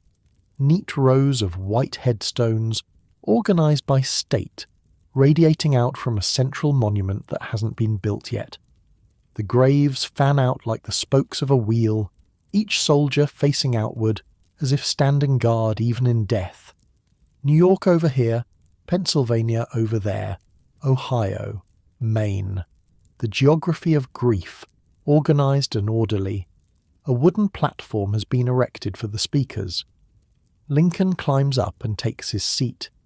He looks out at the crowd, at the graves, at the hills beyond where the battle was fought.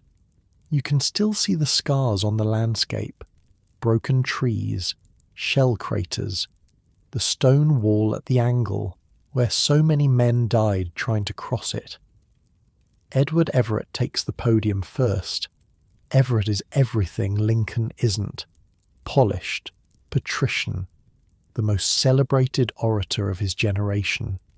He's been a senator, a governor, a secretary of state. He's given speeches that lasted 4 hours and left audiences weeping.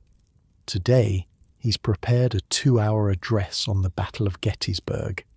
He begins speaking at noon. For 2 hours, Everett holds the crowd in his palm. He describes the battle in sweeping terms, painting pictures with his words, taking the audience through each day of fighting. He compares Gettysburg to the great battles of ancient Greece. He praises the Union soldiers as heirs to Leonidas and his 300 Spartans. It's brilliant. It's moving. People weep. People cheer. When Everett finally finishes, the applause goes on for several minutes. Then it's Lincoln's turn. He unfolds a piece of paper. Some say he wrote the speech on the train. Some say he wrote it the night before at the Wills house. Some say he'd been working on it for weeks. Nobody knows for sure. Lincoln himself never said. He clears his throat. The crowd quiets. 7 years ago, he begins. His voice is higher than people expect. Thin, almost reedy. Not the booming bass of a great orator, but it carries. In the silence, every word reaches the back of the crowd. 7 years ago, our fathers brought forth on this continent a new nation, conceived in liberty, and dedicated to the proposition that all men are created equal. He's not talking about the battle, not describing the charges or the tactics or the generals. He's talking about something bigger, something older. He's reaching back to the founding, to Jefferson's words, to the promise that started everything. Now we are engaged in a great civil war, testing whether that nation, or any nation, so conceived and so dedicated, can long endure. That's the question, isn't it? The question the whole war is trying to answer. Can a government of the people, by the people, for the people, actually survive? Or will it tear itself apart like every republic before it? We have come to dedicate a portion of that field as a final resting place for those who here gave their lives that that nation might live. It is altogether fitting and proper that we should do this. Lincoln pauses, looks out at the graves, at the crowd, at the hills where the fighting happened. But, in a larger sense, we cannot dedicate, we cannot consecrate, we cannot hallow this ground. The brave men, living and dead, who struggled here, have consecrated it, far above our poor power to add or detract. There's something humble in that, something honest. We're not making this ground sacred by standing here and giving speeches. The men who bled on it already did that. We're just witnesses.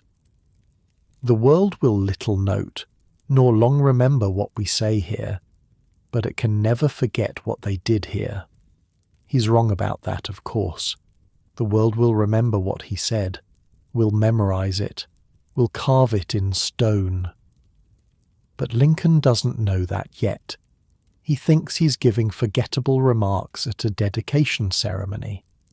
It is for us, the living, rather, to be dedicated here to the unfinished work which they who fought here have thus far so nobly advanced. The unfinished work, that's what this is about. Not just remembering the dead, but continuing what they started, making sure they didn't die for nothing. It is rather for us to be here dedicated to the great task remaining before us, that from these honoured dead we take increased devotion to that cause for which they gave the last full measure of devotion. The last full measure of devotion, their lives, everything they had, everything they were. That we here highly resolve that these dead shall not have died in vain. The crowd is silent now, perfectly still. You could hear a leaf fall. That this nation, under God, shall have new birth of freedom. A new birth, not just preserving what was, but making something better. The promise of 1876, finally kept. And that government of the people, by the people, for the people, shall not perish from the earth. He stops, folds his paper, sits down. The whole thing has taken about 2 minutes, maybe 3, 272 words, delivered in the time it takes to boil an egg. The crowd doesn't know how to react. After Everett's 2-hour masterpiece, Lincoln's speech feels almost incomplete, like he forgot the rest of it, like there should be more. There's scattered applause, polite but uncertain. People look at each other, wondering if that was really it. A photographer who was trying to set up his camera for a picture of Lincoln speaking doesn't even get his shot. It was over before he was ready. He'd been adjusting his equipment, waiting for the right moment, and suddenly Lincoln was sitting back down. All he has is a blurry image of the crowd. Some newspapers will mock the speech. Silly remarks, one will call it. A flat failure. They expected more from the president. More fire, more rhetoric, more of whatever it is that makes a speech feel like a speech. Capital S. Lincoln thinks he's failed. That speech won't scour, he tells a friend afterward. An old expression meaning it won't clean up well, won't hold up to scrutiny. He thinks he's given a dud, wasted the moment. But something strange starts happening in the days that follow. Newspapers print the speech. People read it again. Something about those simple words, that plain language, starts to work on them, starts to feel important. Edward Everett writes Lincoln a letter. I should be glad if I could flatter myself that I came as near to the central idea of the occasion in 2 hours as you did in 2 minutes.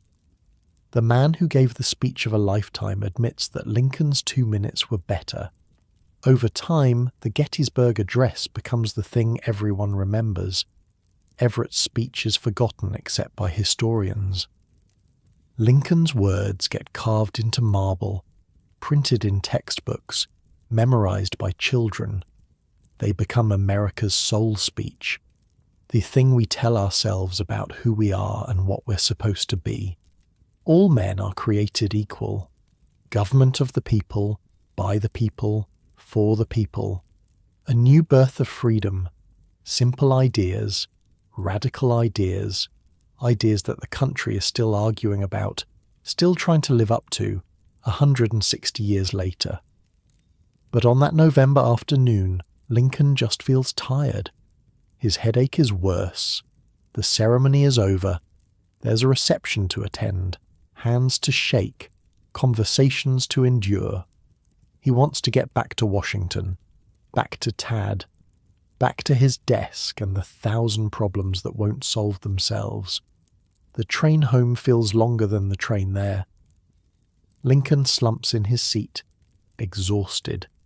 His head is pounding now, worse than this morning. His body aches. He doesn't know it yet, but he's coming down with a mild case of smallpox. The doctors will diagnose it in a few days.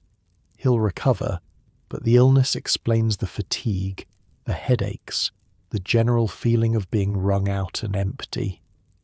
He stares out the window without really seeing anything, replays the speech in his head. Should have said this, shouldn't have said that. The endless second-guessing that comes after any performance, good or bad. A few aides sit with him, but they know better than to make conversation. The president needs quiet right now, needs to be alone with his thoughts. They pretend to read newspapers and let him be. Outside the train window, the Pennsylvania countryside rolls past. Fields and farms and small towns, the same landscape the armies marched through 5 months ago.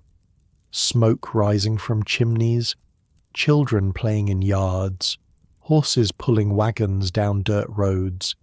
It looks peaceful now, almost normal. You'd never know that 35,000 men fell here unless someone told you. That's how it is with battlefields. The land heals, the grass grows back, the trees put out new leaves. Eventually you can't tell the difference between a place where thousands died and a place where nothing happened at all.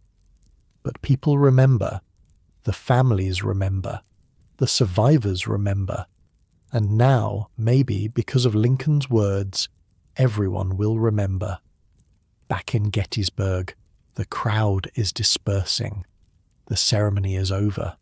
The cemetery will stay, the graves will stay, but the people have to go home, back to their lives, back to a war that isn't finished yet. A mother from Maine lingers at her son's grave. She's come all this way to see where he's buried, taken trains and coaches and walked the last mile up the hill. She had to see it for herself, had to know where he was. The headstone is simple, just a name and a regiment and a date.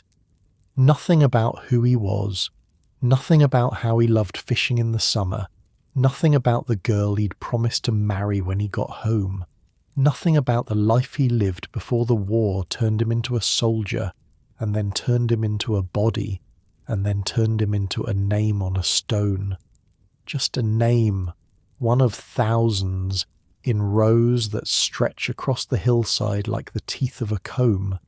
She kneels in the cold grass and cries, doesn't care who sees, doesn't care about dignity or composure. Her boy is in the ground and she's never going to see him again, and all the speeches in the world won't change that. This is what battles come down to in the end. Not the tactics and the strategies, not the generals and their plans, just people. Ordinary people who get caught up in something bigger than themselves, who fight and die and leave holes in the world that never quite heal. The sun is setting over Cemetery Hill. The shadows of the headstone stretch long across the grass. The wind picks up cold and sharp, carrying the smell of wood smoke from the town below. Night is coming. Winter is coming. The war will go on for another 1.5 years. But something has changed. Something has shifted. The words Lincoln spoke today will outlast the war, will outlast him, will become part of the bedrock of the country, the foundation that everything else is built on. He doesn't know it yet. He just knows he's tired and his head hurts and he wants to go home. History's funny that way. The most important moments don't always feel important when you're living them. So what happened to everyone?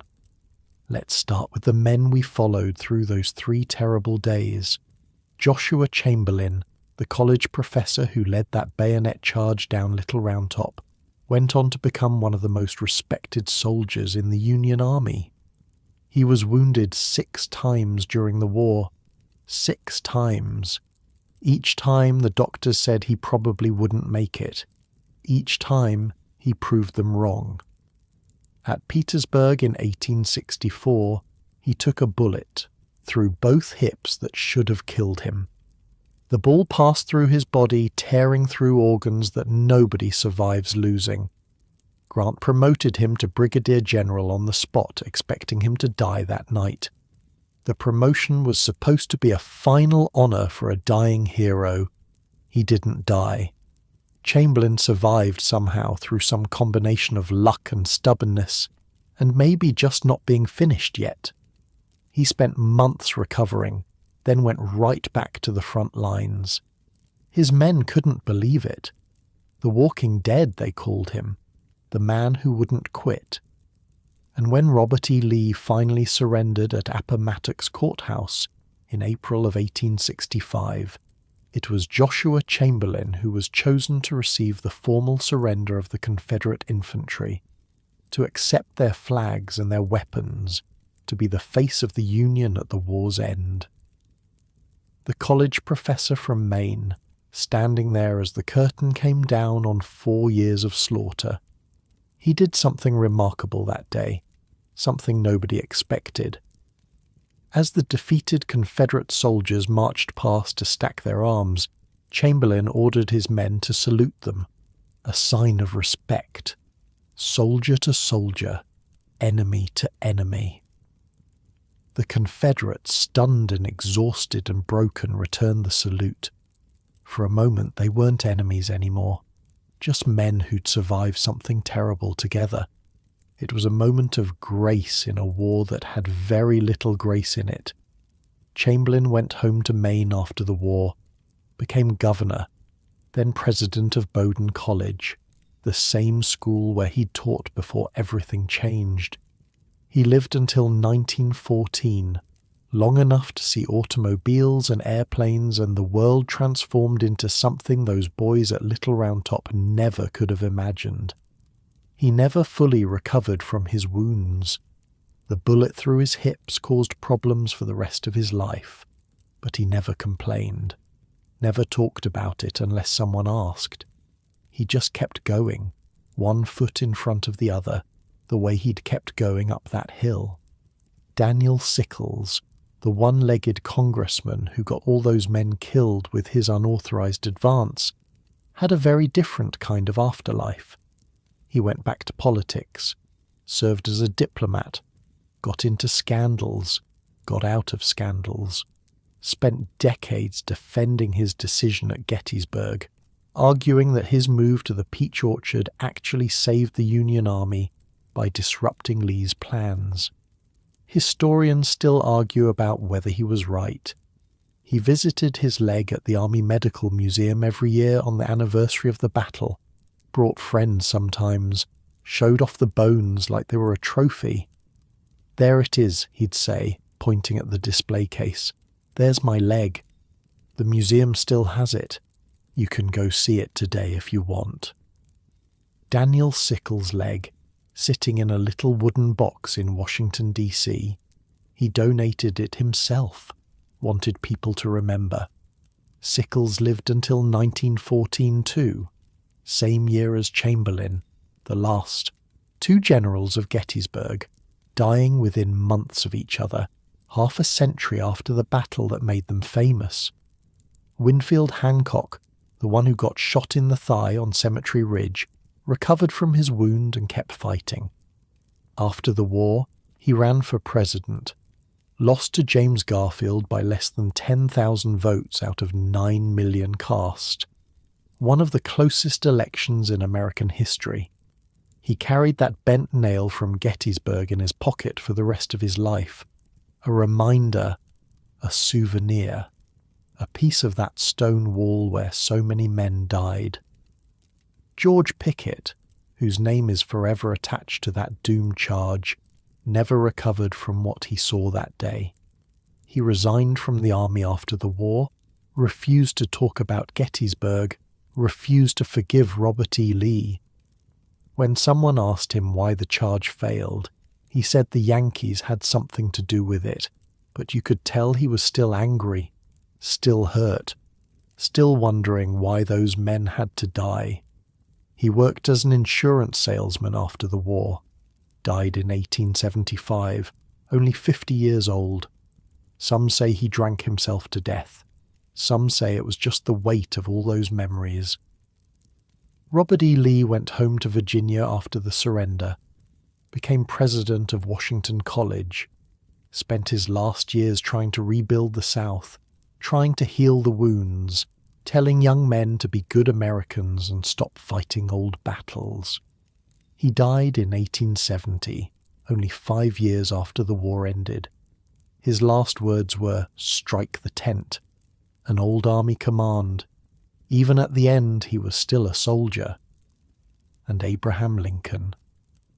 Lincoln went back to Washington after the dedication ceremony, recovered from his smallpox, kept fighting the war, kept writing letters to generals, kept holding the country together through his sheer force of will, kept believing that the Union would survive and that all men really were created equal, even when everything seemed hopeless. He aged terribly during the war. Photographs from 1860 show a vigorous man with dark hair. Photographs from 1865 show someone who looks 20 years older. The war took everything out of him. Every casualty report, every battle lost, every mother's letter asking why her son had to die.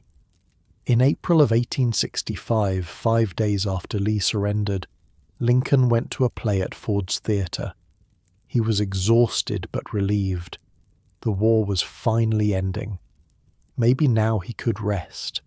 A man named John Wilkes Booth, an actor, a Confederate sympathizer, a man who thought he was saving the South, crept up behind the president's box and fired a single shot into the back of his head. Lincoln died the next morning in a boarding house across the street from the theatre. He was 56 years old. The country he'd saved didn't get to keep him. He never saw the end of the war he'd been fighting, never saw the constitutional amendments that abolished slavery forever, never saw the freed slaves build new lives, start families, become citizens, never saw the country he'd held together begin to heal. He gave everything he had, and then he was gone. His body was carried by train from Washington to Springfield, Illinois, where he'd started his political career all those years ago. The train took 2 weeks, stopping in cities along the way so people could say goodbye. Millions of Americans lined the tracks, standing in fields and on rooftops and beside country roads, watching the funeral train pass, mourning the man who'd held them together through the worst years of their history. They called him Father Abraham, the great emancipator, the savior of the Union, but mostly they just called him Lincoln, and they wept. The Gettysburg Address followed him into immortality. Those 272 words became the thing that Lincoln is remembered for, more than anything else, more than winning the war, more than freeing the slaves. Those simple sentences, delivered in 2 minutes on a cold November afternoon, became the soul of America. All men are created equal. Government of the people, by the people, for the people. The words got carved into the Lincoln Memorial in Washington, got printed in textbooks, got memorized by schoolchildren for generations, and Gettysburg itself. The battlefield is a national park now, has been for over 100 years. You can drive through it, walk the paths, stand on the same ground where all those men fought and died. Little Round Top is still there, the rocks and trees, the slope where the 20th Maine made their charge. You can climb to the spot where Joshua Chamberlain stood and look down at the ground the Alabamians had to cross. The stone wall at the angle is still there, patched and preserved, marking the high water mark of the Confederacy. A bronze book on a pedestal marks the exact spot where the Confederate advance was stopped. The farthest north they ever got, the place where the tide turned. People come from all over the world to see it. Japanese tourists, German students, families from California who drove across the country just to walk these fields. They stand where Pickett's men stood, looking across that open ground towards Cemetery Ridge, and they try to imagine what it must have felt like to start walking toward those guns. Most of them can't imagine it. Not really. The distance is too far. The task is too impossible. They shake their heads and take photographs and buy souvenirs from the gift shop, but something stays with them. Something about this place. The monuments are everywhere. Over 1,000 of them scattered across the battlefield like a forest of stone and bronze. Statues of generals on horseback, their sabres raised, frozen in mid-charge forever. Obelisks marking where regiments fought and died. Plaques listing the names of the dead in tiny letters that blur together when you try to read them all. Every state that sent soldiers to Gettysburg has built something to remember them by. Pennsylvania has the most, of course, but there are monuments from Maine and Minnesota, from New York and New Jersey, from states that don't even exist anymore in the same form. The whole battlefield is a memorial to the dead. At night, when the tourists are gone and the park rangers have locked the gates, they say you can still feel something out there. Something in the air, a heaviness, a presence, the weight of all that history pressing down on the land like a hand on your chest. The town of Gettysburg recovered eventually. The smell faded. The fields were replanted. The bullet holes in the buildings were patched over or turned into tourist attractions. Some families kept the damage, pointed it out to visitors. See that hole? Came from the battle. Life went on, the way it always does. People got married, had children, died of old age. The battle became history, and then it became legend. But nobody who was there ever forgot. How could they? There are photographs from the reunions decades later. The 50th anniversary in 1913. Old men, white-bearded and bent, wearing faded uniforms that didn't quite fit anymore. Old men in grey and old men in blue shaking hands across that stone wall, crying, laughing, embracing like brothers. 50,000 veterans came to that reunion. 50,000 men in their 70s and 80s, some of them carried in wheelchairs, some of them barely able to walk. They came from every state, north and south.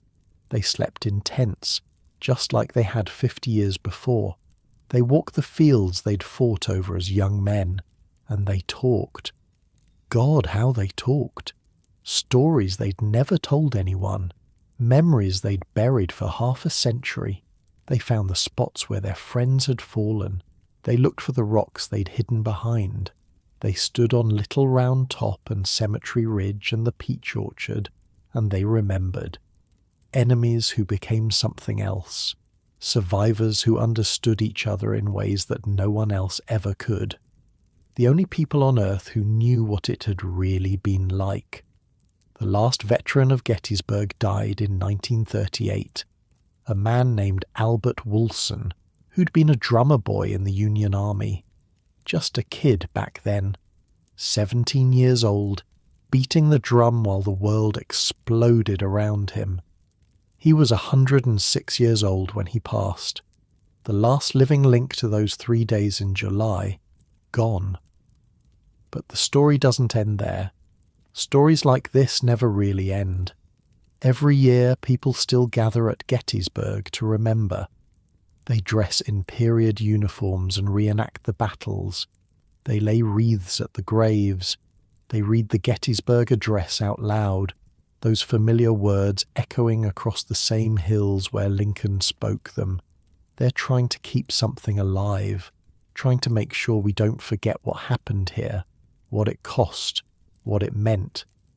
Because here's the thing about Gettysburg, it's not just a battle, it's not just a turning point in a war. It's a reminder that the things we take for granted, the freedoms we live with every day, somebody had to fight for them. Somebody had to die for them. Somebody had to stand on a rocky hill with a bayonet and charge downhill into the guns. The country you live in exists because those men did what they did. Because they held the line when everything told them to run.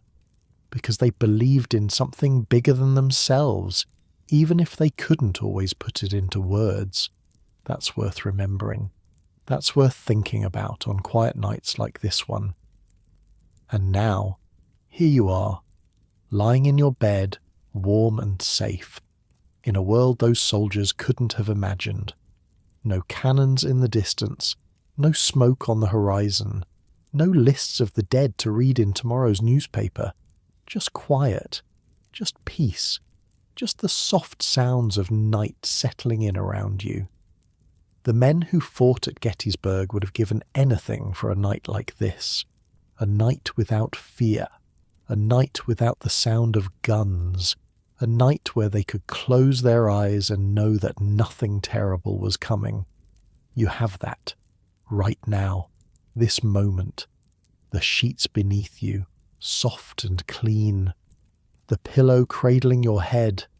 The darkness behind your eyelids, gentle and deep. These small comforts that we forget to notice, that we take for granted. They're not small at all. They're everything. So let yourself sink into that comfort. Let your body get heavy. Let your thoughts slow down like leaves settling on still water. The battle is over. The speeches are done. The dead are at rest. And you're here in this quiet moment with nothing to do but breathe. In and out, slow and steady. The rhythm of rest. The same moon that rose over Gettysburg on those July nights is rising somewhere now. The same stars, the same slow turning of the earth toward morning. But morning is a long way off, and you don't have to think about it yet. Just let go. Let the weight of the day fall away. Let the stories settle into that space between waking and sleeping, where they can keep you company without keeping you awake. You're safe here. You're warm. You're home. That's all any of them wanted. All those soldiers, on both sides, they just wanted to go home, and you're already there. So close your eyes. Let your breathing slow. Let the night wrap around you like a blanket. The story's done. Sleep now.